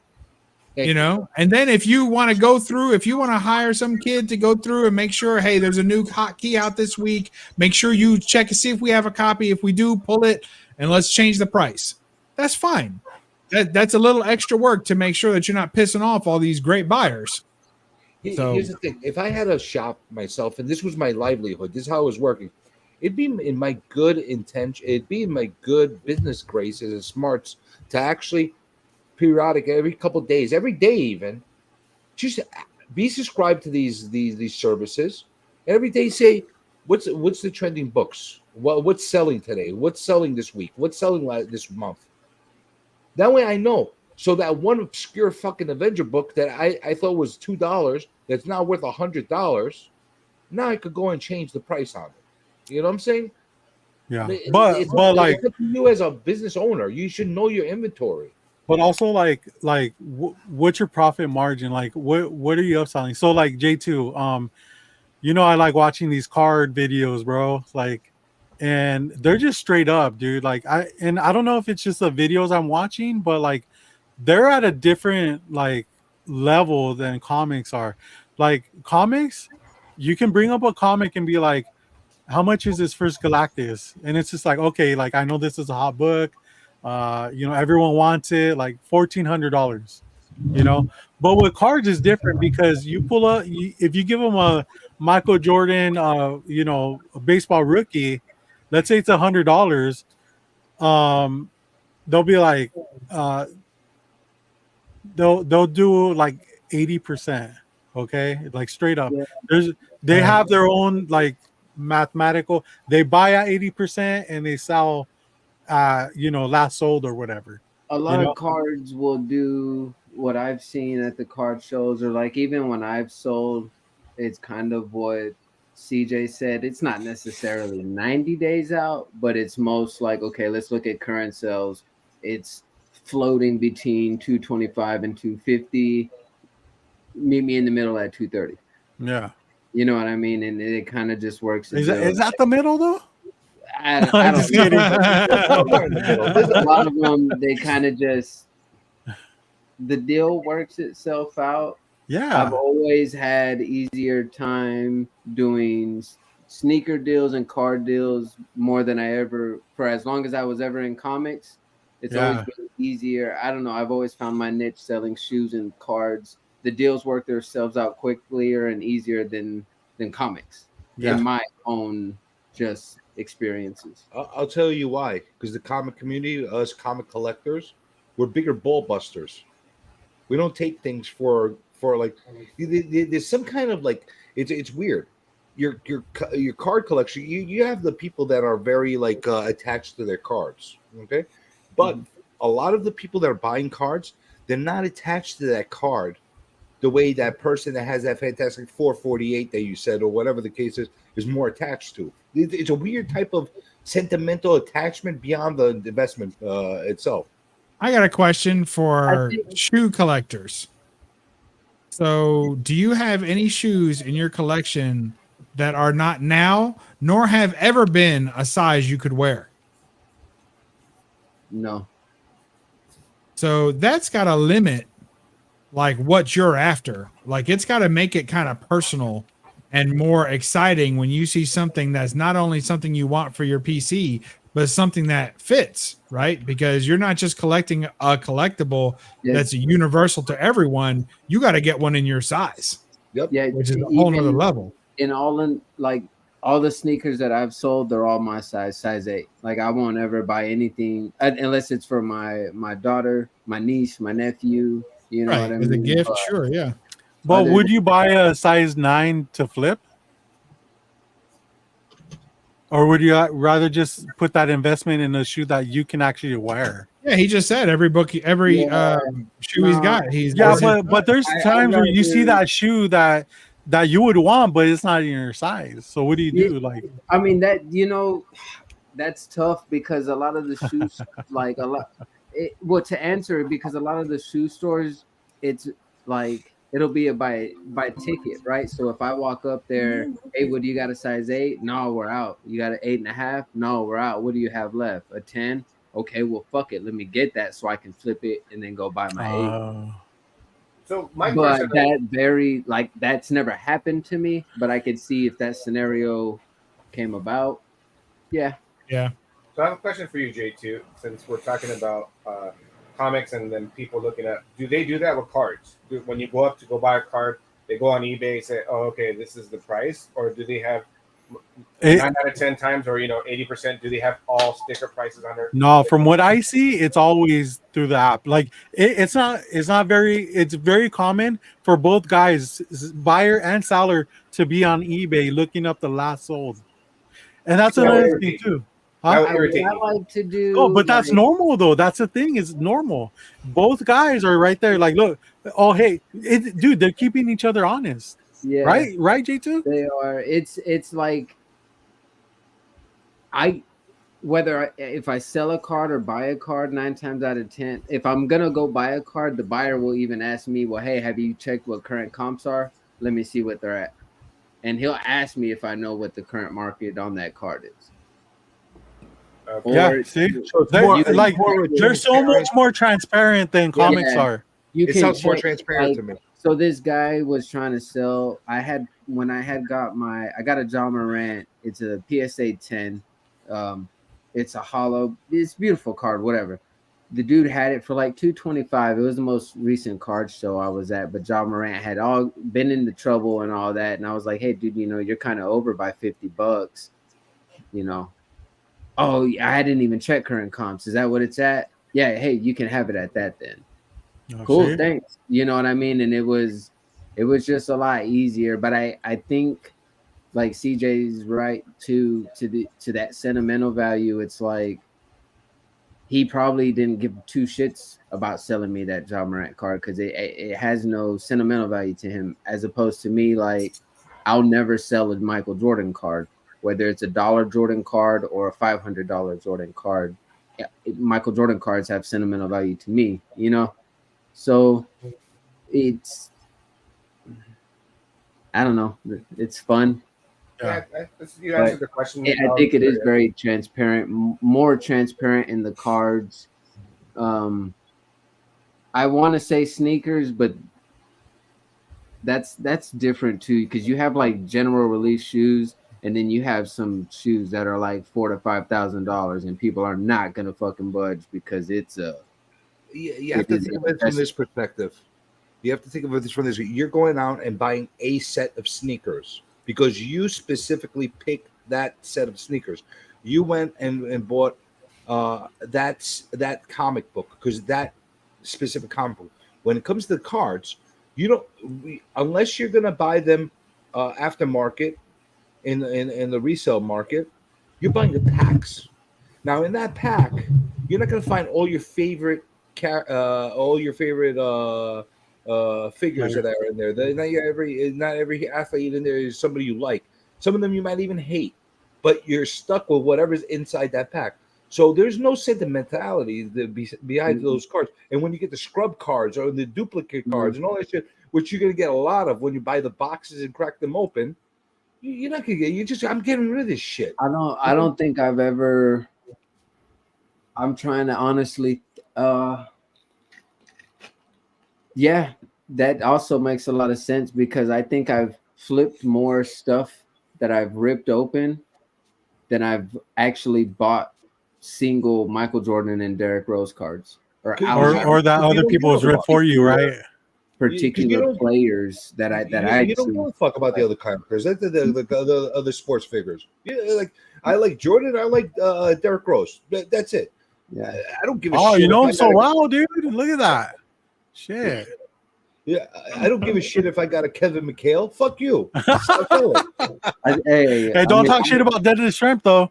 I like. I'm just saying, like for me, it's Patrick Ewing and Bernard King. You want to give me those cards all the time? Charles Oakley. You want to give me John Stark? Those are my cards. I have one Patrick Ewing card, and it's a game used jersey patch. It's so cool. Like it's the only one I like need and want, and because I respect him for who he was and what he did with the Knicks. But I think it's so cool that I just randomly ended up with a patch jersey, Patrick Ewing card. That's fucking badass to me. Sorry, I got a Karl Malone like that too, with the patch on it that I ended up getting out of a pack. I'm like, you know what? I'm keeping this. That's cool. That's cool. Yeah. Did y'all already do your pickups for the week? Well, I don't have any, but J2 does. Dude, I got some super cool pickups. I have my NASCAR brethren. My NASCAR brother sent me a very special day. Okay, you guys saw that this one on. Sorry, I don't want to blind y'all. You guys. Oh my God, what the fuck? I'm blind. Is that Michael Jordan? Yeah, it is. My brother Bubs sent me this. It's a sheet of uncut. It's Upper Deck AW4 MVP hologram Michael Jordan cards. It's very very that card. I've never seen. Awesome. I have that card. That's awesome. I've never seen them like uncut like that. Not circumcised, I guess, if you want. But that's yeah, awesome. very cool. Bubs like that Upper one. Deck, right? Yeah, it's Upper Deck. Yeah, that's awesome. And then in the midst of all that was some other super cool cards. This shit, North I remember those. Carolina card Holy here. shit! I was just asking somebody about those. Are those worth anything? I have like I don't know how many Jordan Tar Heel cards. Dude, I honestly don't know. I haven't looked anything up. Don't really. I don't think so because they were sold in packs. Guy. They were sold like in like you could buy packs of them. 1989 cards. They're 1989 cards. I know that much. Yeah, this was 1989. Yeah, gold medalist. Yeah, those are Carolina cards. James Worthy was in there. Sam Perkins. James, all the Tar Heels were in there. Hakeem Olajuwon. It's a Hot Properties insert right there. That one's super badass from Upper Deck. Thanks, Bubs. When I saw that one. Yeah, I like that. It's so simple, but awesome. I don't know anything about them, but I saw the corners on these things were sharp as shit. Dude, they were all in collector sleeves. So I was like, that's gotta mean cool. You could chop up some good cocaine with those corners, dude. Oh, they're man. sharp. No, I don't do drugs. I just smoke cannabis. What year is that, Fleer? These flares are 2008, 2009. Which is super cool, right? They look old school. Wow, I dropped that one. I almost pulled a Robert. Very awesome. Is that all the same set? I think so. Look at that. And it's cool because some of the cards you sent me, Bubs, I do have, but these fleers, the ones I've been showing with the bronze, goldish, brownish edging corner, I don't have any of those yet. So though I was like, that's super cool. Oh look, multiple comic Monday. There you go. 2 for Tuesday. What is he drinking? A Pepsi? What's going on there? He's talking into the mic. Oh, okay. And I saw Robert gobbled his mic. I do have these already in my cool. collection, so it's super cool just to add them in again. Are they upgrades, or or you probably already have better versions? I haven't looked through, man. I gotta get into the box up top. But dude, so you just buy anything that's Jordan? You'll collect anything that's Jordan? I'm just dude, I grew up watching Michael Jordan, and it was one of those like it started with the Bulls and Space Jam, and then went into like I collect his golf cards, I collect his baseball cards, magazines. I've been looking into some of like the comic books that they have out with Michael Jordan on them. Pretty much, yeah, I guess so. I would. I just got into NASCAR because I found out like 3 weeks ago Michael Jordan co-owns a team. So I'm like, well, fuck it, I'm riding with him then. So yeah, that's I guess so. Are you gonna start collecting NASCAR cards? I damn. So we were looking up that night. We were looking up like Tyler Reddick. That's the driver that I favor for 2311 racing. But we were looking up Tyler Reddick NASCAR cards, actual trading cards, but with the Jordan car on it as itself instead of the driver. Jumpman. He's got a Tar Heel blue Jumpman 45. So cool, man. So fucking cool. So yeah. I'm just a big Jordan fan, uber Jordan fan. It started ever since I was a kid. It's funny. Did you get NASCAR cards? Are you gonna try and pick up the cards? Yeah, imagine what those relics are gonna be like. I have some of them in my watch list. I have a couple of NASCAR cards in the watch list. That's For a sure. slippery slope, man. That's for sure. I've got a love-hate relationship with Jordan. He fucking tortured my team for years in the late 80s and then throughout the 90s. Who, the Portland Trailblazers? No. Yeah. The Knicks. The Damn. So he tortured us for all those years. But he's the kind of player that even though he tortured you, you can't help but admiring what you're looking in front of you. Like, this guy was amazing. I feel like the same way about Kobe Bryant as well. Oh yeah, he's like I'm like, this guy's such an asshole, but I wish he was on my team. Like that's how he's one of those guys. You know what I'm saying? Kobe and Jordan are those kind of players for me. Manu Ball. I feel like he's an asshole. I wouldn't want him on my team anyway. Basketball was always good. Like there's always been great players, and Julius Erving and Larry Bird. Larry Bird was a badass. Patrick Ewing, like there's so badass dominant players, but just nothing like Michael Jordan. It's just so crazy. Bird was a bad man. It was like it's like poetry in motion. Like it literally was. It was soft, but it would hit you and come out of nowhere, and it was just so expected but unexpected. And Michael Jordan is like he's the fucking GOAT, dude. Him and then Kobe Bryant. You know what I mean? And I'm not a Lakers fan. I'm like such a biased Chicago Bulls fan with respect to all other franchises and players as well. But yeah, Kobe being one of them too, man. He was like a twin to Michael Jordan, and it's so crazy. It's cool. That's the one thing I wish we got a chance to see. I wish we got to see Jordan in his prime while Larry Bird was still in his prime before all the injuries. Because Larry Bird's legendary for being an asshole. Like he's like one of these guys that he refused to lose. Just to see the two of them with that kind of mentality play against each other, it would have made epic freaking games. I still think Jordan would have crushed Kobe in his prime, regardless, because Kobe is great, but he's also part of imitation. Larry Bird was his own character. You know what I'm saying? Mm-hmm. He was a different dude.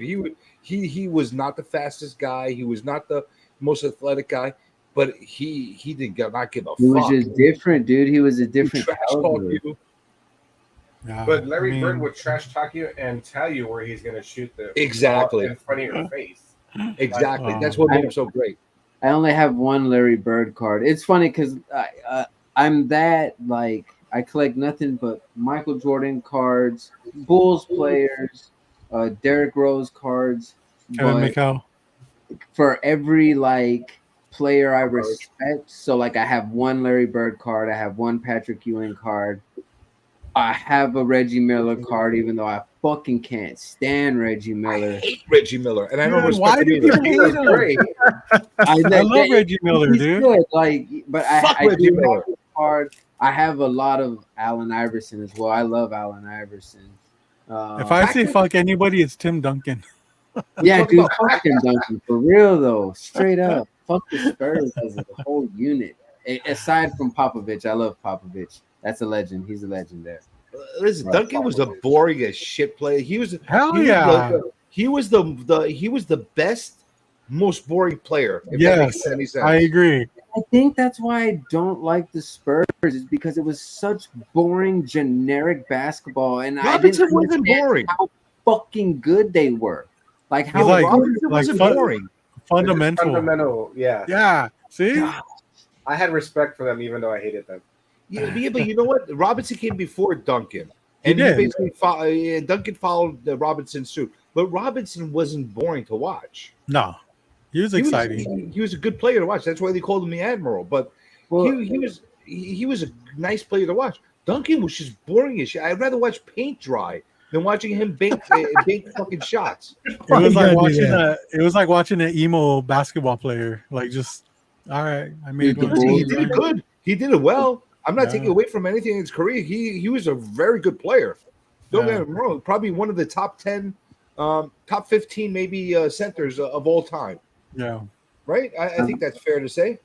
I'd like to go to some games this season. The Bulls released their schedule. They'll be in San Antonio October 13th, so that'll be my chance or my opportunity to go watch them. But I also would like to go watch Memphis when they come to San Antonio. Now that Derrick Rose is playing for the Grizzlies. Dude, I thought he fucking retired. Like I didn't even know he still played. He That's did. I mean, 10 he- times. He does And his he's coming in the thing, Knicks. you know, as a veteran. You know, he does what he has to do. I love him ever since the Bulls drafted him and everything he did for the Bulls organization, just being from Chicago and just how humble he is, and he can do no wrong in my eyes. So I'd like to go see him play. I'm not sure if it falls in the Ja Morant suspension or not, but more so I would like to go see Derrick Rose again. I got to Right. watch courtside his MVP year here in San Antonio, so it'd be cool just to go watch him again. Hey, you remember how I good do collect the rarity basketball cards, which is white basketball players. John Paxton, So you Stephen got Kerr. was it German Player of the Year? Yeah, Deadlift? Deadlift Shrimp. Shrimp. Do you have Craig Elo like looking at Jordan's shot as it's going in against him in that Yeah. playoff game? Yeah. You have to have that card. If you're collecting the rarity cards, you have to have the Craig Elo card. You done with the pickups day too? Yeah. That was it. Thanks That was again, great, Bubs. dude. That was awesome, man. I Congrats to really Bubs, enjoyed it. bro. Like, Yeah, damn. man. Good So stuff. fucking cool, dude. It was awesome. Yeah, dude. Thanks a lot, man. I really Yeah, no problem. appreciate it a lot. Hey, how bad did you feel? Really Since enjoyed you're a it. Chicago fan, how bad did you feel when Jason Williams had to retire? When who? Jay Williams when he had to retire. Jay Williams. Jason Williams. Jason Jay Williams. Don't you remember Jay Williams? He was White like chocolate. No. No, There's yeah. another- I was about to say, wait, Jason No, Williams. there was another guy. He came out the same year as Elton Brand. He was the top. He was the top tier rookie. He was about to get the rookie of the year. He ends up getting into accident with a motorcycle. He ended up becoming an ESPN guy. You know who I'm talking about. The guy was phenomenal. He might have been better than Derrick Rose. I know. I don't need to go look this up. I don't know. I don't know. That sounds terrible. Jason Williams. Maybe the more we say it, Jay Williams. I Just do look like it up. white chocolate though. White chocolate was good. Sorry, he was good. Bubs, you got anything, dude? I haven't picked up anything since I told you guys what I picked up last week. It's been too hot to go to comic stores. What about you, JD? No, I'm actually going to tomorrow to pick up my stuff, like my raffle win. Oh After shit! comic. From like 3 weeks ago. Yeah. Nice. Well, he put on his post to pick up your shit to everybody. Oh. That happens. People. CJ, you have anything, man?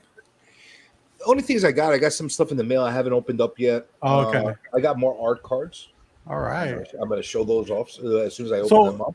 Do you have your art cards on hand? I just want to like show these guys, kind of like what you were talking about. Just if you could bring that Choi card that you were ranting about, and like maybe like a $20 commission that you did. Hold on. Let me see what I have. Could you be more specific, Robert, about what you'd like him to go get for you right now? Oh, he knows I what's think up. he's a dude. little fuzzy on this. Could you help him out a little bit? Hold on. I got a little stack Jesus. over here. Let me see what I have here. It was great content. I mean, it's something I don't dabble in, so I just it was very interesting to me. JD, do you do sketch cards or not? No, I go full blown Comics, yeah. comics or paper, like 8.5 by 11. Oh, okay. For But shields. the cards is and shields. Let me make it big real quick. This is No, but when CJ showed it off and I was looking at it, that looked pretty badass. So let me show you guys something that's bottom of the barrel. Okay, as far as cost, beyond somebody giving you something for free. Okay, we're not looking at that.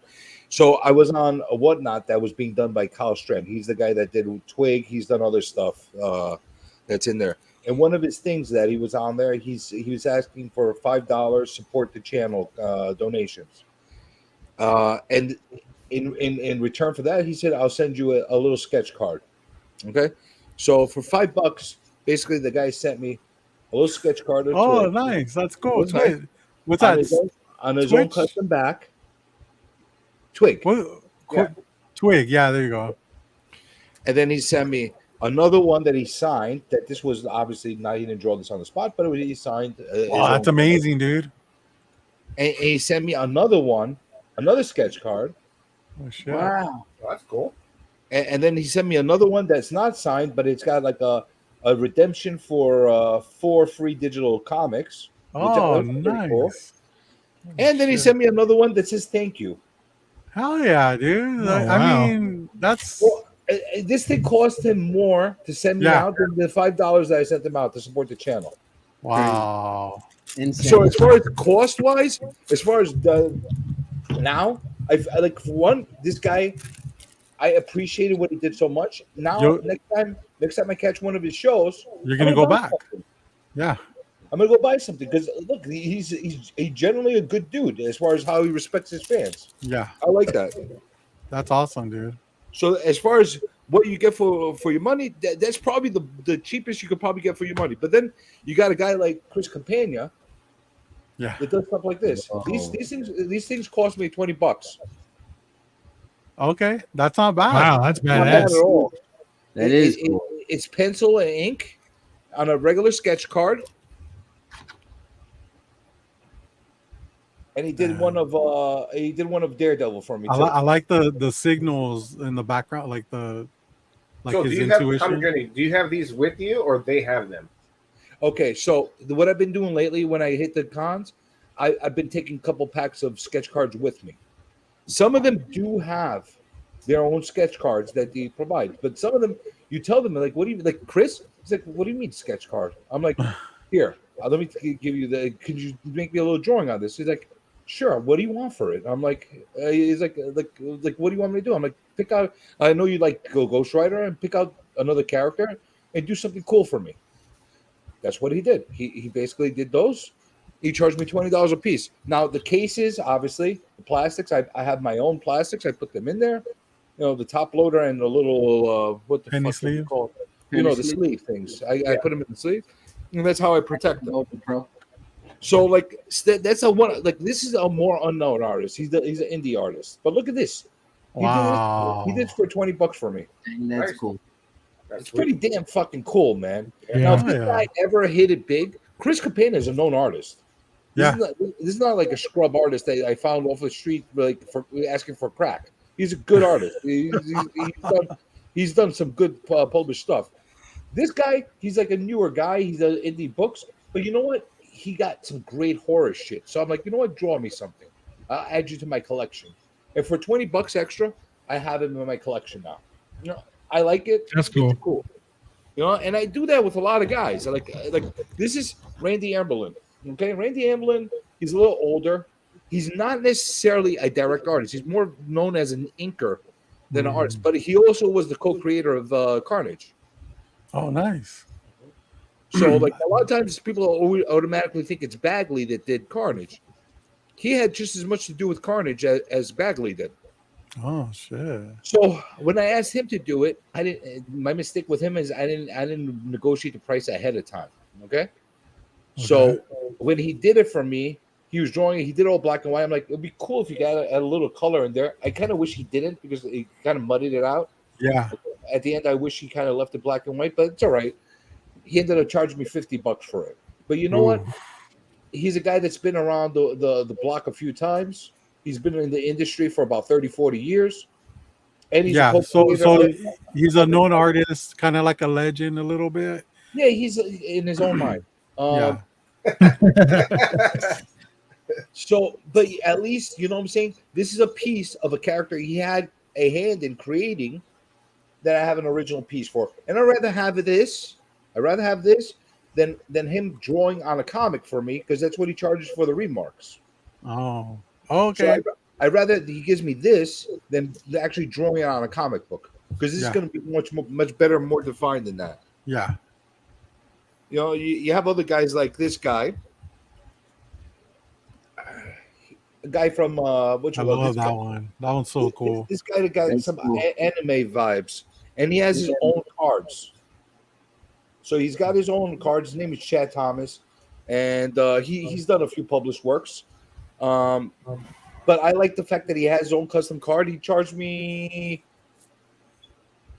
don't hold me, either $25 or $30 for this, but it's full color. Yeah, I pay that for that for sure. Yeah.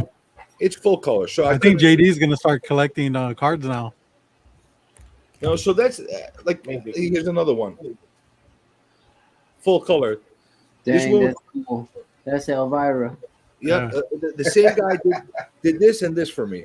Oh, so I had him do. He did a $30 one in full color, and he did a black and white one for me for $20. J2's like, what? Like, I like the $20 one. Hey, that's his bride right there.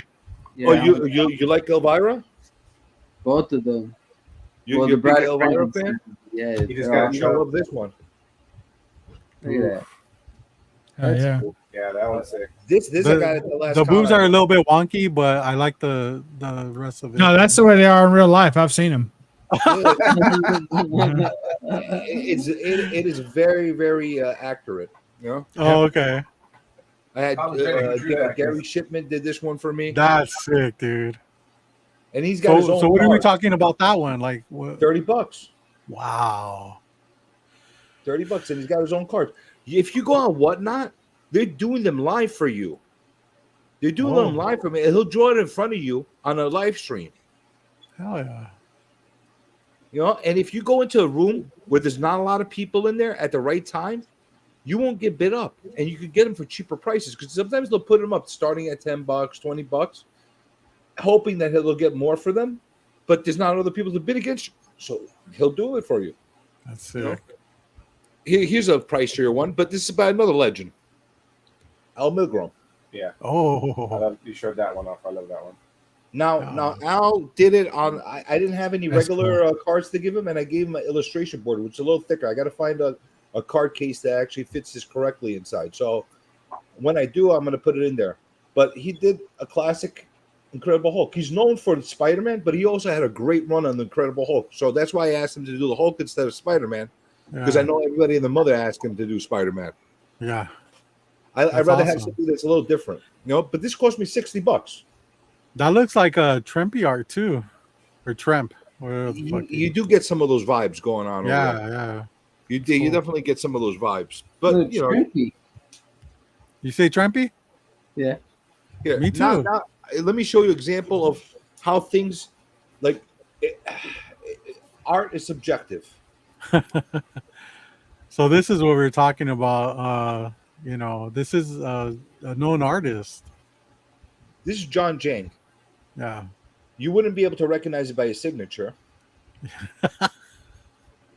Because you know he takes so much pride in his signature. Look at that pride. Look at that signature, and look at the design itself. It's a collab of Spider-Man and Ultron. Pretty much, I don't know what the fuck it is, you know, but whatever. You know, he's the flavor of the month, so he could get away with doing whatever he wants right now. I think it's actually pretty fucking cool. Okay, how much did you pay for that one? No, whoever said it, they think it's cool. How much would you pay for it? How much would I pay for it? Yes, because I haven't said a price yet.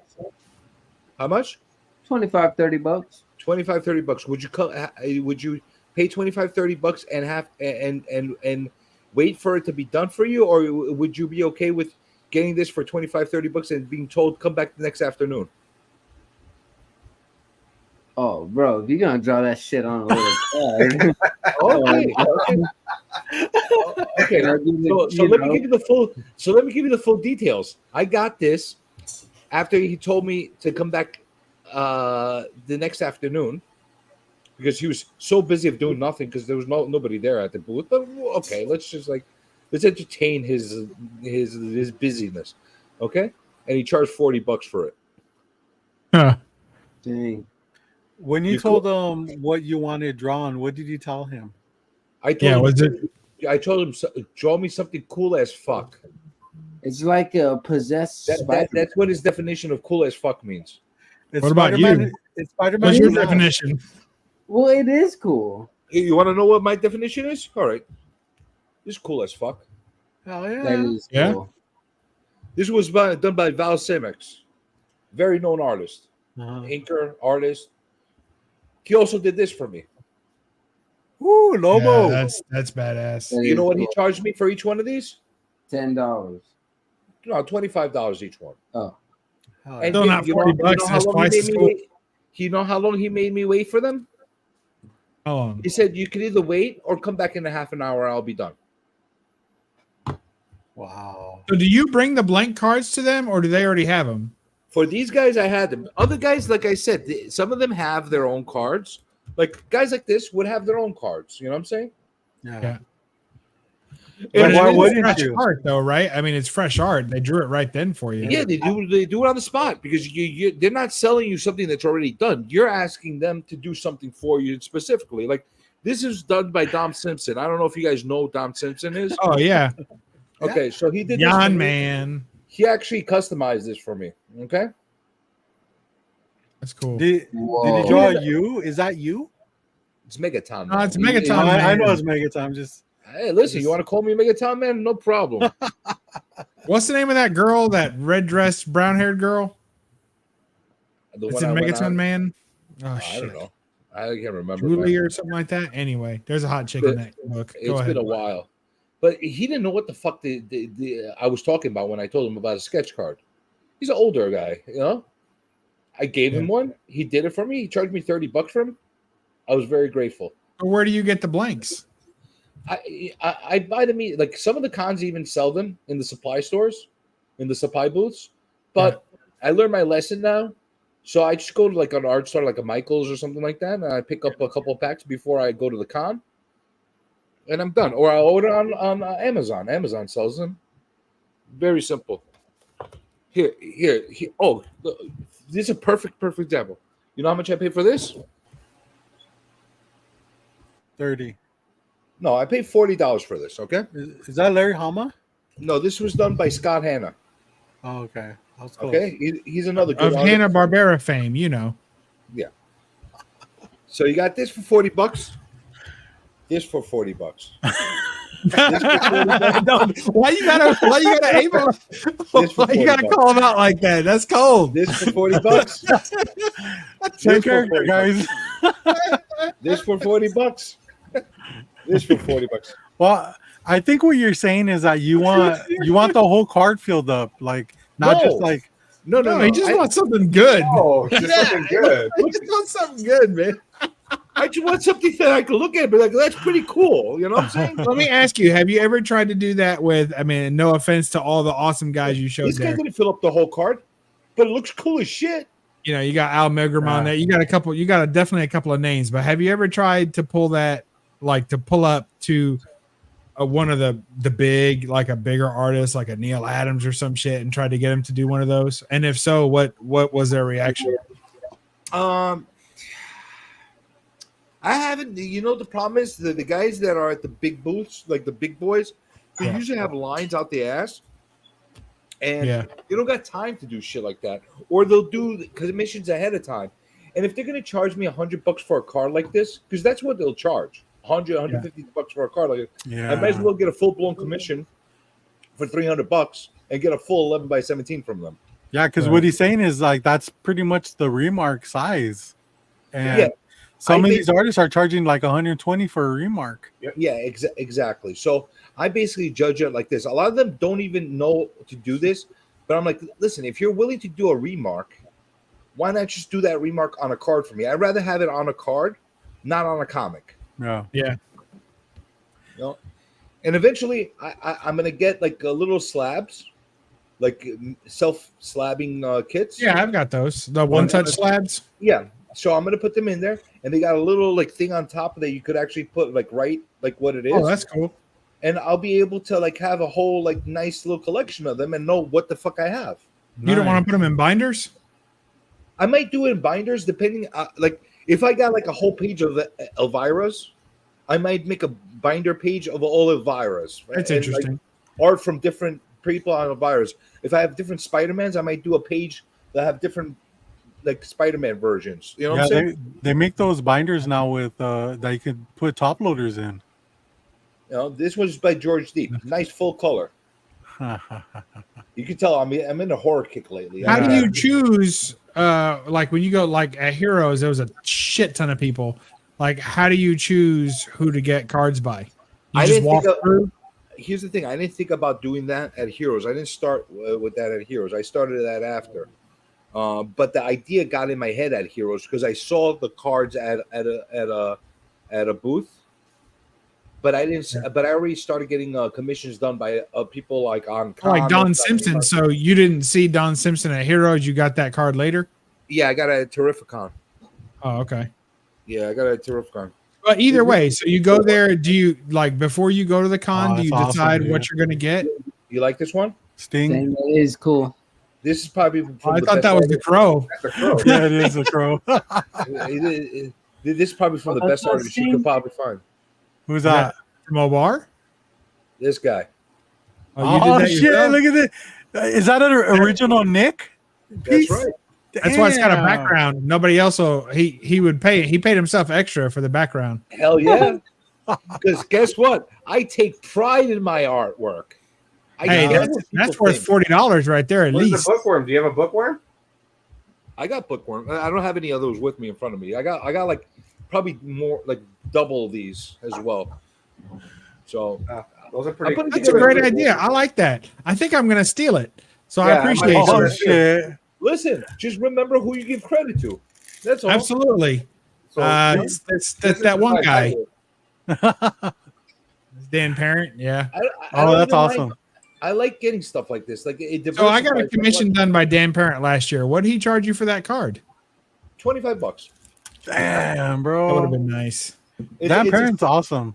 It's a simple card. It's nothing to it. But you know what? I'd rather pay for nice, simple line art that actually looks like something I like rather than 25, 40. 25, 40. Somebody got Jose Keyser Comics in the house. What's up, dude? You know what it's like to get commissions. It's always that way. It's that pit in your stomach that no matter how shitty it is, you're gonna have to pay for it. Yeah. Like you know it. As soon as you're like, when the guy's only halfway listening to you and you're like, look, this is what I want. It's like, yeah, I got you. I'm like, fuck. That's cool. It's gonna be bad. But it looks like CJ has more cards that he's proud of than he's not. You know? You like that one? Yeah, it's cool. What is it? I mean, yes, it's amazing. What is it? It looks like a Venomized Homer Simpson. This was done by the best artist as well. Come on, that looks like your work. Okay.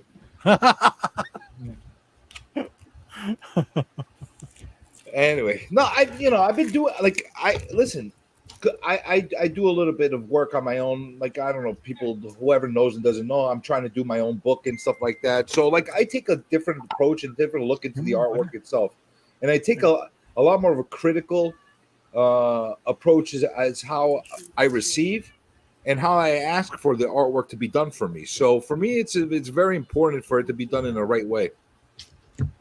That's very cool. Yeah. I mean, I kind of feel like you found a loophole, but once Bubs and JD start doing it, it's gonna close that gap. Well, guess what? I got a jump start on them, so So they're gonna have to start paying more money for their commissions because I already woke a lot of the artists up to it. So See, I'm looking at the opposite. I'm like, you already did the hard job. You already convinced them that they should do it. Now all I got to do is convince them to do a better one than that $40 fucking schlock job that you had done. listen, promise me if you could get a good one done by John Jang, show it to me. No, Please. now I know what kind of work he does. I just skip him and go to Yeah, I'm gonna at least have him do it in blue. Like, do you ever ask him to do it in colors? Can you do me a favor? Do you care about what John Jang thinks about you, or can you do me a favor? Next time you go to Con and you see John Jang, tell him, listen, I heard you made this awesome sketch card for somebody else. Can you make one that's even more awesome? That's good. See what you're gonna get a Linda Blair. I would. You know what? I it's funny. Somebody mentioned that to me to do an Exorcist one, and I might. Like, I'm thinking about. Awesome. I got horror vibes right now. I'd like to be able to get at least 30 vibes. Yeah, I don't know. I'm in a horror mood. So I want to get at least 31 pieces by October, so I could show one horror piece every day in October. That's That'd be cool. I think that would be cool. Nice. All original art. Oh yeah, dude. Yeah, I I'm mean, gonna pop one down Even if I have to fill in the hole with the pieces I do myself, so be it. You know what I'm saying? I got a really nice stop piece telling him what from, to do. I got a really nice piece from Esteban Salinas. The other day, I don't know if you guys got a chance to see that interview I had with him on the channel a couple days ago. no. But he's a really good artist. He does all paint work on canvas, on all kinds of surfaces. Really, he did a really good Swamp Thing for me. He did a really nice Lady Death on an 11x14 art canvas. I'm into that stuff. You know what I'm saying? I'd rather pay $100, $50, $150 for an original nice piece of work, rather than pay $80 for a shitty variant comic or like a exclusive comic. And you know what? Another thing too is like you don't have to worry about getting that shit CGC'd, slabbed like you do with comic books. It's original work, dude. It's $25. Who gives a shit, right? Right. But when it comes to a comic book, what the fuck? That's nice. The only thing I do recommend everybody doing, Bubs, you mentioned that you'd want to probably maybe start like stealing that idea a little bit. The one thing I will recommend to you to do, and I'm going to start doing this as well. That's badass. Who did that? That is cool. Tim Stacy. I like it. Oh, nice. Who did that? Who did it? Tim Stacy. He The actor? no, he's an artist. Steve and the Team Nerd Herd had him on their show many times, and I asked him for a commission, and he did this beautiful masterpiece. That's beautiful. How much did you pay for that? $100. See, you know what? I'd rather pay $100 to get a really beautiful piece like that. Was that 9x12? Yes. Okay, so a nice piece on 9x12 that I could frame and have it as a nice art piece, or I'll put it in a portfolio binder, and it's really beautiful. Rather than pay $100 for this stupid exclusive book that just came out that another 100 people have. Yeah. How much do you think I paid for this one? Who did that? It's unknown artist, but he had a couple of covers for Marvel. His name's Lord Mesa. $20. 15. I was close. Shit. Yeah. Is that a print or is it No, art? original art. Wow. Original art. That's the other thing. When you get the relatively unknown guys, they really don't know what they're worth at that point. Yep. So they're saying they feel uncomfortable even asking you for $10 a lot of times. You know what I'm saying? That's the time to get stuff on the cheap before they get into their own and get into diva mode, because then you're gonna pay. Once they get a couple of like really big projects done, you're gonna pay, and well deserved. I mean, they're talented; they should get paid for their services. But if you want to go and support a local artist at a con or something like that, the time to do it is when they're like relatively unknown, and you could actually get some really nice stuff done for a really, really affordable price. Oh, but what I was saying is, if you're going to start doing this kind of thing, what I strongly suggest doing is if you're going to be doing cards, Yeah. Mhm. Write notes on the back of the cards. You write that, or you have them write it? This he wrote, but I'm going to start doing it. Like some of them, I don't have anything written, so I got to go back and write it, just to have it documented. What In date case it was you done. die and somebody else inherits your estate. Forget about Right? forget about if I die and whatever the case is. Just for my own sanity. After a few years of collecting these things, and you have a few, who knows how many of these put together, you can start forgetting. When did I do this? Who did this?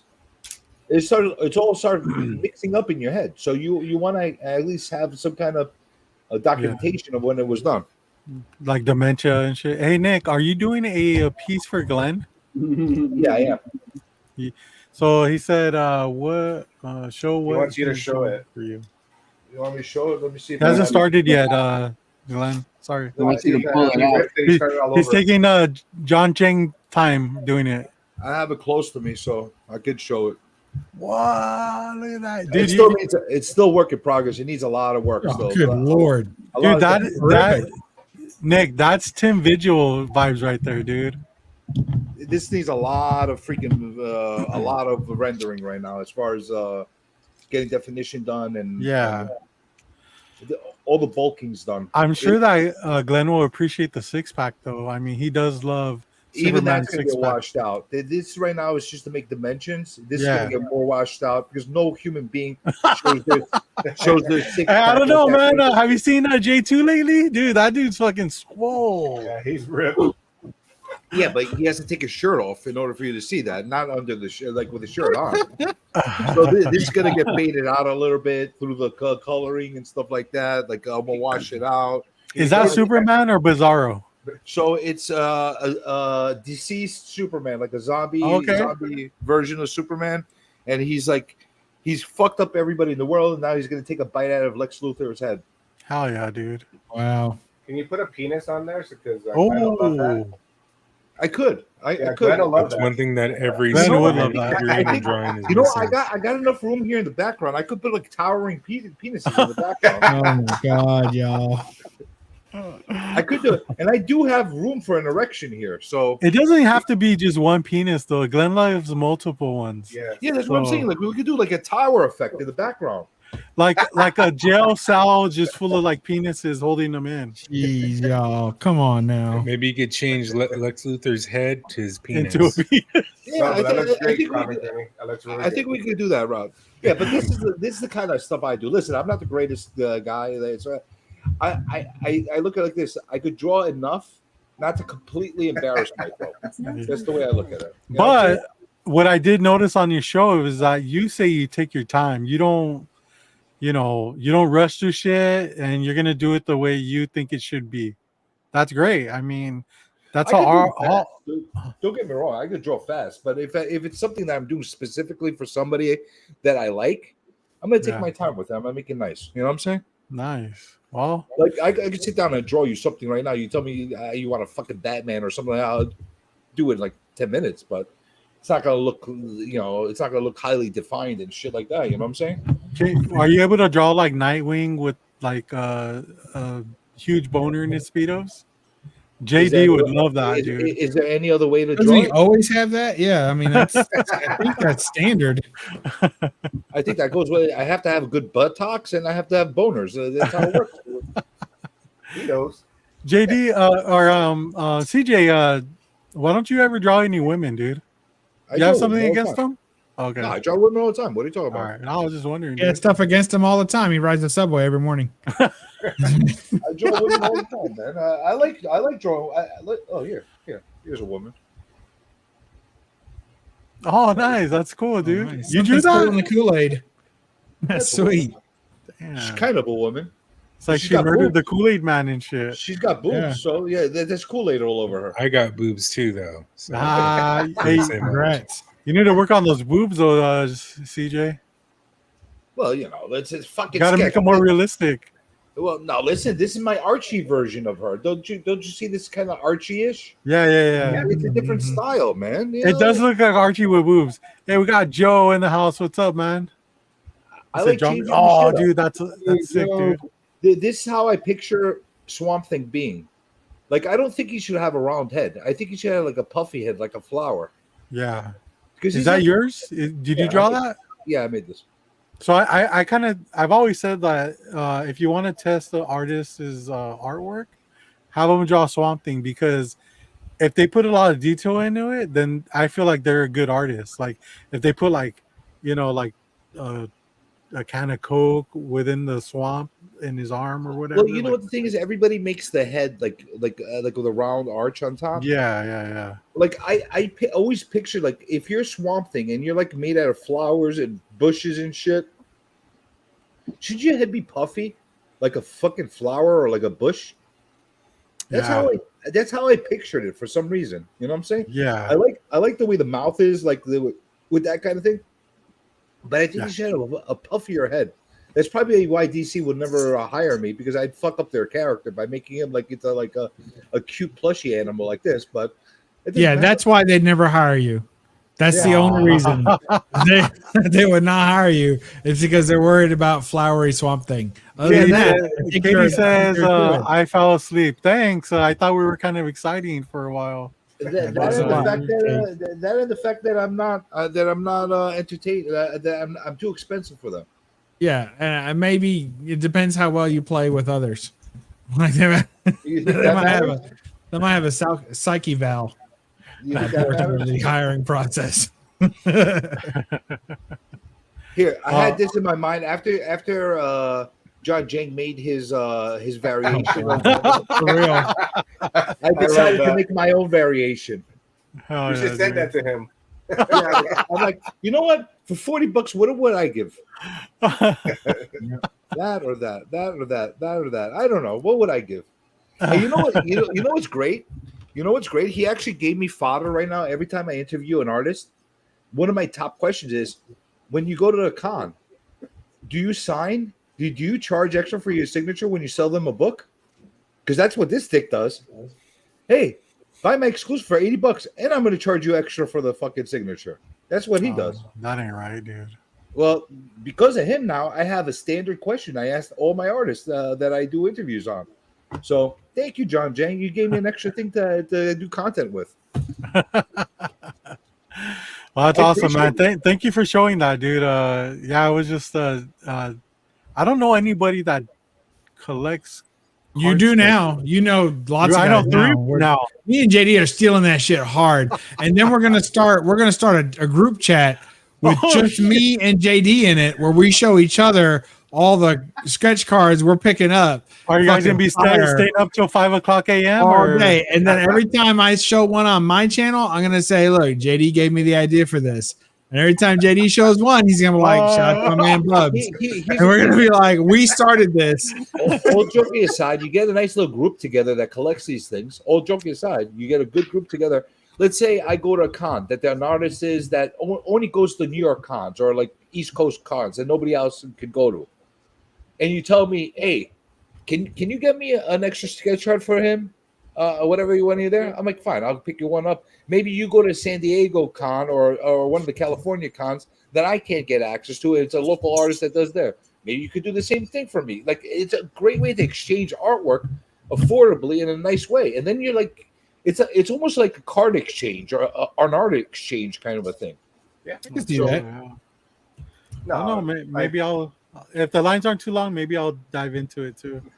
Robert, you will never do it because you see one person in line and you won't even get in. Here's the beauty of it. Here's the beauty. You don't have to wait online. You could go when the line's not there, or go online and tell the guy, "Listen, here's my card. This is what I want you to do. Tell me how long to come back in. You want to come back in an hour? You want to come back 2 hours? Whatever. I'll come back and pick it up." They usually charge you or take a deposit down when you go there, and then you come back and get the card. Oh yeah. JD, Glenn's about to fucking crawl through the internets. What's he talking about? You have an art piece? Oh, I did a War Machine back in the day. I like that piece. You showed that off the other day. Yeah. I think That's CJ's way of saying we don't need to see it again. No, I like that piece. What a guy. That's why he's not going to be in our chat. The chat that he influenced? Well, influencer. unofficially, you know, look, nobody. I mean, what we got? 12 watchers tonight total. Yeah. And look, there's not gonna be a whole lot of people that see this and know what happened. So, you know, for a couple of comics thrown around the community, maybe a fresh pair of laces for J2. And look, it is what it is. You know, little delete of the stream. Boom, we do episode 111 over again next week. That's how it works. Well, I mean, we've hit the 3-hour mark. You know, What are you rushing? no, I mean, you know, you got your show to American. do in Are a you few tired? minutes. I'm gonna have a card to get on this show. Katie jumped back on, so that now it's time to go. You know what I mean? What are you all like, She's tired well and rested. shit? Aren't you in California? Yeah, but she's like refreshed, so now she could jump on your show. Isn't like the baby hours over there now? It is, but we're getting ready for a fucking hurricane, dude. So What the hell's the deal with that? Like, did you board up your windows and shit? I We haven't don't had even one in know, years. dude. Yeah, I think like they're selling like bags of sand for flooding in certain areas. That's about it. You guys I live never on got a hillside, so you know what's gonna happen. Yeah. Never got hit by a No, hurricane. see, you're before? right. Never. You're gonna get rocked by like some mudslide or something, dude. Maybe. That's what's gonna happen. I'm on flatland, so I'm good. Well, the good thing is hurricanes are good for Well, fire. if your drain system sucks, then you're not gonna be good. It means you our won't have place- any fires anytime soon. Yeah, Yeah, that's good. Yeah. What's the IE? I wanted to ask you guys. I don't know what the hell that is. It's called the Inland Inland Empire. Empire. It's what, like maybe 30 minutes outside of LA? Is it like in the desert area or something? Nah, it's not like good. I don't really, like me personally. I don't really like the IE area because you know it's just not for me. It is because more. it's hot and you have trouble walking. long It's not distances? like city. You know what I mean? Like it's a lot of rundown like suburbs? businesses. Oh wow. Yeah, Okay. It's like failed development area. I yeah, think. it's big. It's big, but it's not. It's not a very safe. Well, like crime. That's where kind of crime happens mostly. Like, or a lot of times, you got different breeds of people. Like, no, I'm just kidding. Different breeds. Oh great. What are you like in Mad Max world? Yeah. Oh my god, dude. Hey, JD, have you been watching this up here or over there? Yes. That's You crazy. see that? Well, yeah, because when you were playing, I was learning how to play. No, well, I I'm just think I'm doing saying, pretty dude. good. It's over They've been 300 changing. matches. It's been changing lately. I don't know, dude. We'll see. Is there any way to play I- Mario Kart without having to own that shitty ass Switch? That's only good It's not for one shitty, dude. game? It's actually pretty good. Also, Steve just summed it up. It's ghetto as hell. Yeah. Yeah, I forgot about that part. It is pretty ghetto. Do you guys ever play the Switch not in the handheld, or do you always play it on the TV? I or don't do you ever it in play. the handheld? I don't ever play handheld unless I have to. Yeah, Yeah. I know I play. I on always my have it TV. docked. Yeah, mine's on my television. Okay. Glenn can only play on his TV. So, all joking aside, what do you do to protect yourself from the hurricane? Nothing. I mean, We've never had one in like over 80 years. 80 years. Yeah. Before our lifetime. Do you have a shotgun with you just in case the world I don't ends? think bullets work on hurricanes. So Yeah. I mean, No, I'm willing no, to what's put their- it in people trying, but I'm talking about the looting after the hurricane. they're talking Nah. about preemptive like power shutdowns in certain areas that are going to receive flooding. They're just going to shut down their power preemptively to reduce any like damage to the grid. That's But pretty much it. the thing is by the time it hits LA, it will probably be dying down already. So we're not Because too it's worried going to be in about it. like it's going to be in the desert, right? Like Victorville, like Apple Valley. Like I don't that's know. I think where it's going to be hitting hard. I mean, Or they're like the fucked. tropical weather storm. Like that's where it's supposed to be hitting, and then I'm far I away don't- from I it. don't imagine- All I'm getting is rain. That's all I'm Yeah, getting. same here. I don't know. The last one we got hit by was Sandy over here, and that Ooh. fucked us up good. Yeah, That fucked us Yeah. up real good. you guys No, are like walking to work, right? You know what it is for New York to be out of power for like 7-8 days, a couple weeks in some areas at a time? It's fucking a war zone. It's like, what the hell? Yeah. You got to be on guard. See, we I get went hit up. with I went up earthquakes, not after Sandy hurricanes. hit to visit my folks, and all of Battery Park was underwater. Yeah. Like it was like, what the hell? Like the whole thing was submerged. Go Yeah, by Colby that's Island. right. too. You're a How native often New it is. Yorker. I forgot about that. It was Like crazy. we have earthquakes. That's about it. That little tornado that we hit actually hit my city. Yeah, I did. So I was like, oh shit. I forgot But about that. Well, it was mostly Montebello, but yeah, that's where I live. So See, it was our like 6 biggest blocks natural away. disaster, our biggest natural disaster that we get on a yearly basis here are crackheads and politicians. Oh, we But get that too. other than that, we're pretty safe. We don't get the hurricanes that often. No earthquakes. And the Brooklyn Nets. We try to keep our Get that. crackheads in like a certain area though. So we got like Skid Row where we just kind of shove them into pretty much. But you want to All stay over by away the from those 57. crack whores and those crackheads. They'll get you. They'll get you. The Walking Dead.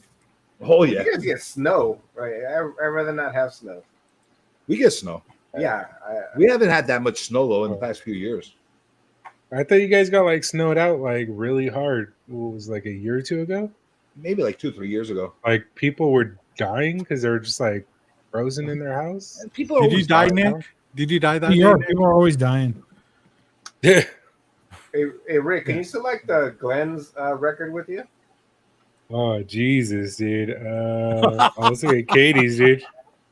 Day 365. Let's see. And that'll be your weekly segment, Rick, is showing people's stat. Well, these are the stats Wow. against me. Thank you. So is that Just the change up only, by me. Can I Yo, see Glenn, Steve? do better, dude. is that the only system they allow you to play in prison? Is that why you have so much time to work on Yeah, that? dude. We get cell phones. We have TikTok. Hey Rick, can We you blow select up from Steve's? TikTok. Can I see Steve's? So was that the Steve's? avatar Oh, shaping segment of the show? I think so. Oh, it's up here. One last one right here. Oh, that was Herbert the pervert. Like, see, this guy is a cheater right here. Damn. Oh. Look at that This beast. guy- Oh, you're These turning guys red, are- Rick. yeah, dude. What's I was his gonna name? ask him if he could. What's up? Oh, that's What's his name? Steve Hip Hop. Oh, I thought you said Carnitas. Well, yeah, that's his last name, I believe. But he Caritas. plays when he's on the toilet, so he's on the toilet a lot. You know what I'm saying? So if at any given moment, if you turn on that game, is somebody in that group ready to play? Nah. Well, You'll so see a if flag on there, then you can join them. yeah, so this is the list of like my friends. So if anybody's playing, you'll see a flag on the right side. Can you just hop in on them? Yeah, Yep. Mhm. Or they can so hop in on you? regionals. you just Yeah, all hop on yeah. each other. Just hop So on that's each kind other. of That's kind of creepy. You can't be private. Like I don't want to play with you people. I want to come here and just lurk. And Well, You don't know if these you want are to play with us friends, yet. Yeah, these Yeah. are actual friends. CJ, I'll teach you what that is later. all right.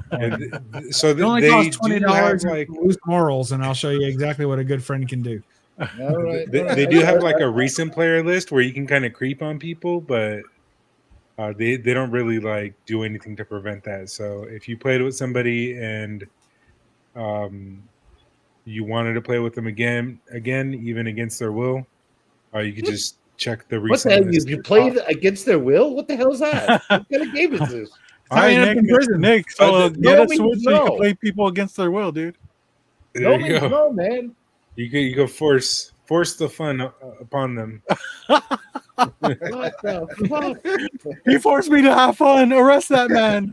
Yeah. Hey, Mandatory Rob, fun. you Here's got time. some one. really nice chest hairs over there. Look at that. Look at that sexy chest hair you have over there. You're showing off. Hey, where's my record at? Your 5 games that you played. Oh yeah. Probably like 800. What's your name on here? Passed it. Passed it. I don't even know what my name is. Oh, Right there, right there. Nope, right, hey, there it is. That's not me, is it? Oh, okay. Yeah, that's you for sure. Yeah, what's up? It's a spitting image. What's up? yeah, exactly. What you guys Dude, got on look at that? little girl. What the Yeah. hell? Where's your beard? He was cosplaying as Conan O'Brien that year. My, That's true. my son made This is made a the avatar, so I feel like this is a stock avatar. yeah. Dude, that's a terrible record. 117-6. Well, so these are just personal. So it's between me and Robert. Whenever we play a match, anytime I beat him or rank higher than him, I get a point, pretty much. Yeah. So Your numbers whenever I lose, I 117, just send Steve after him. So I'm good. That's pretty much it. Yeah. Steve. Because Steve is like, not that everybody else is like, when we started playing, everybody was just kind of like really new to it. And I've been playing Mario Kart forever. Like, forever. Yeah. So Well, I you're already saying knew Steve like is a a lot of cheater. the. Yeah, 100%. cheats. Yes. Well, so he's. I wasn't used to playing against somebody that knew how to use their items, how to like, save their certain items if they have certain things, or even like combat different items. So if you get a blue shell, like you can escape blue shells if you have the right items. Yep. The Steve bomb, right? knows. No, mushroom. The speaker thing. Yeah, Whatever it's mushroom called. or speaker. Yeah. Oh, hey. See, Bubs? See what you're missing out on? I don't know, See, dude. Yeah, it sounds like 4 people are having a great time. I'm The rest of you just fucking losing every time you go take a shit. Honestly, Sounds like- it's the best because like everybody's kind of getting to this point where we're challenging each other now. Because like Steve used to just like almost like lap us at certain points, but now everybody's getting progressively better to where it's like such a challenge, especially with Katie. She is just like ruthless.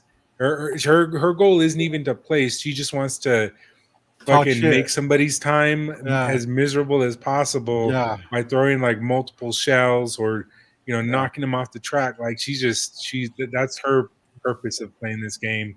So yeah, you have people like that, and then you have people that are just trying to like Katie has evil intentions when she plays, so 100%. You feel know, like piece of an shit. boyfriend. So is that Mario Kart 8? Yeah. Yeah, And she deluxe. laughs about it too. Also, Her evil Why's laugh. it got to be deluxe? Just because it costs more? nah, She it's gets always that- been deluxe. Yeah. That's what it is. But also, Phil just got a system. Yeah. Phil's Treehouse. I saw that he was in the group chat now. Yeah. That's gonna be fun. It's gonna suck for Phil because he's gonna get shit on pretty bad. Yeah. I But got enough compulsive disorders that I have to deal with without having to fucking play these games. Do you have to have some sort of membership to play it? Yes. It's like $20 a year. Like, it's cheap. Well, no, Yeah, you, so you have to pay the $40 or $50 one if you want the extra maps and stuff. Oh, yeah. So pay the there's an online pass just gives you online access, but then there's another one that gives you expansion pass as well. So any like DLC content that comes out for certain games.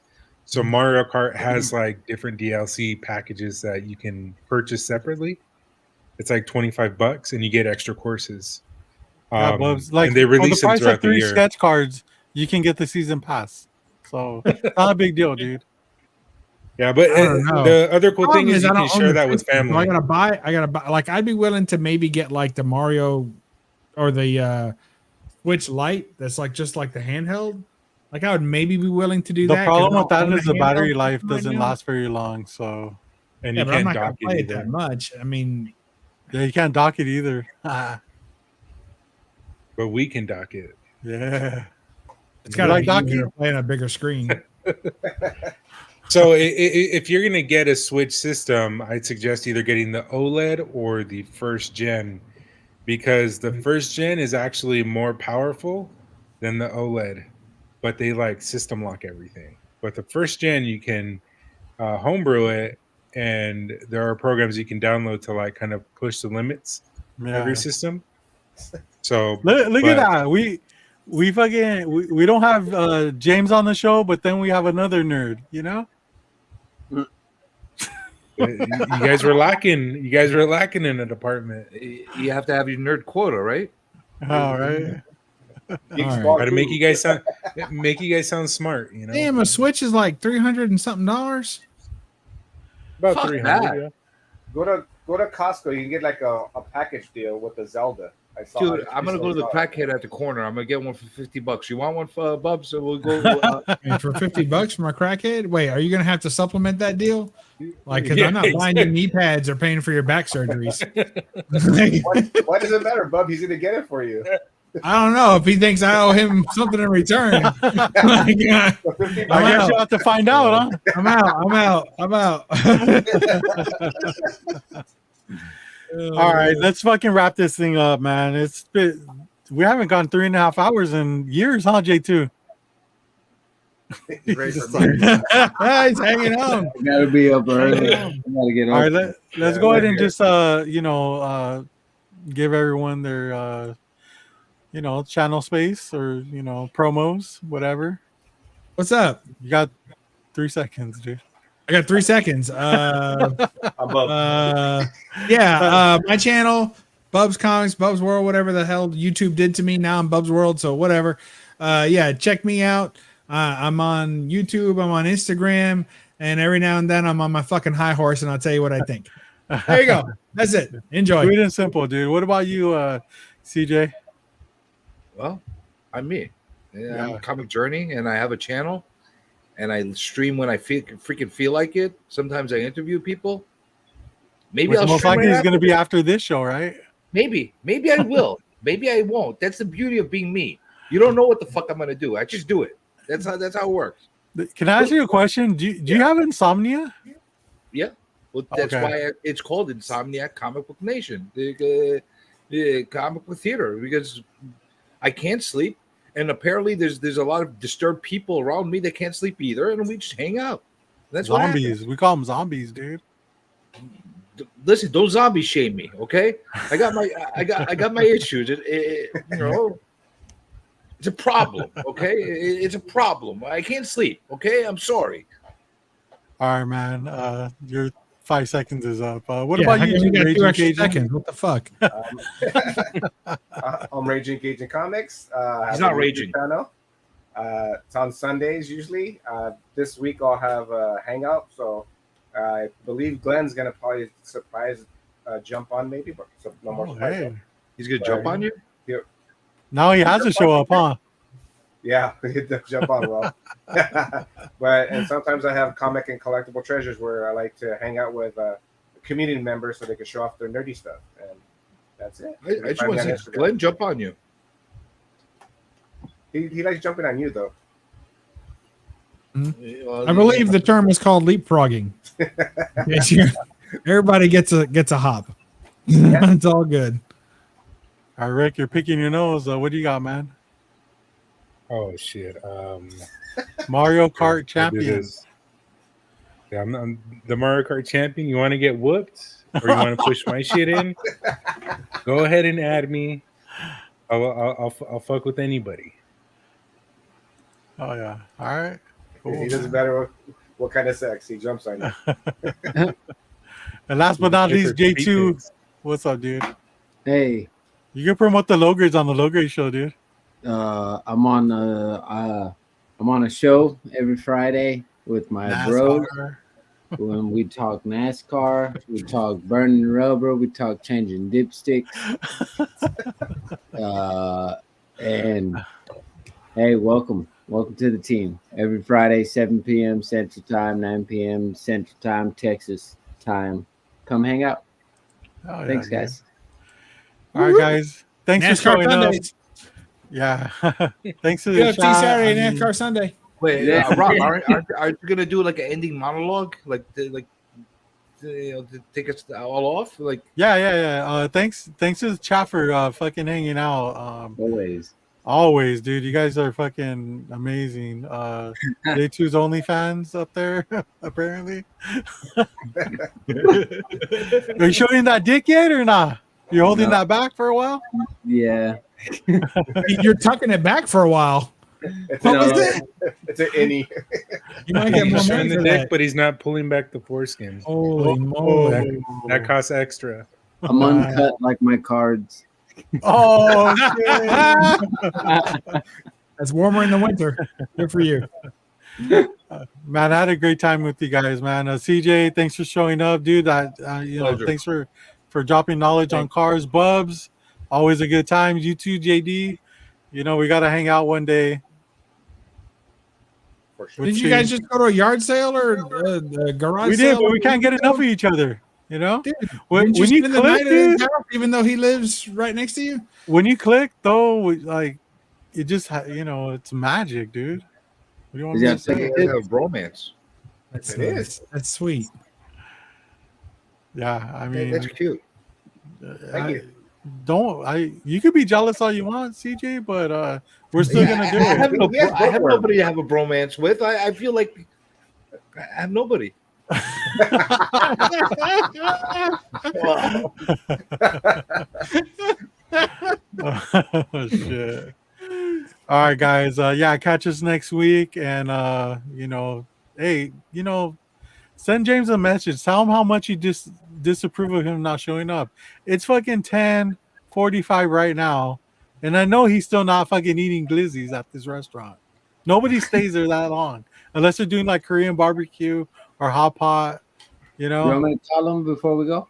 Let's fucking call him, dude. Let's do this shit. Can you FaceTime him? You want me to? Yeah. Let's do this real quick because you know, he told us last minute literally, and we're not happy about it. Hey, but maybe you could threaten him and tell him like if he doesn't if he does this again, the Kool-Aid Man's going to take his fucking place. Oh, here it is. He needs a job, Kool-Aid Man. He's been out of work for a few weeks, right? Oh yeah, he's been like out of it, man. He's been in rehab. I don't think he's gonna answer. I think he's putting his dipstick in someplace. You know what I'm saying? He's checking the oil. Yeah. He's probably watching right now. I'm gonna ask him, hey, you checking the oil?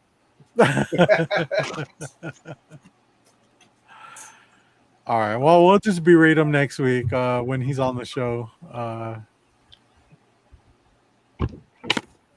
But yeah, this was a great time. I love it. Catch us next week. But until next time, low grades for life. Peace.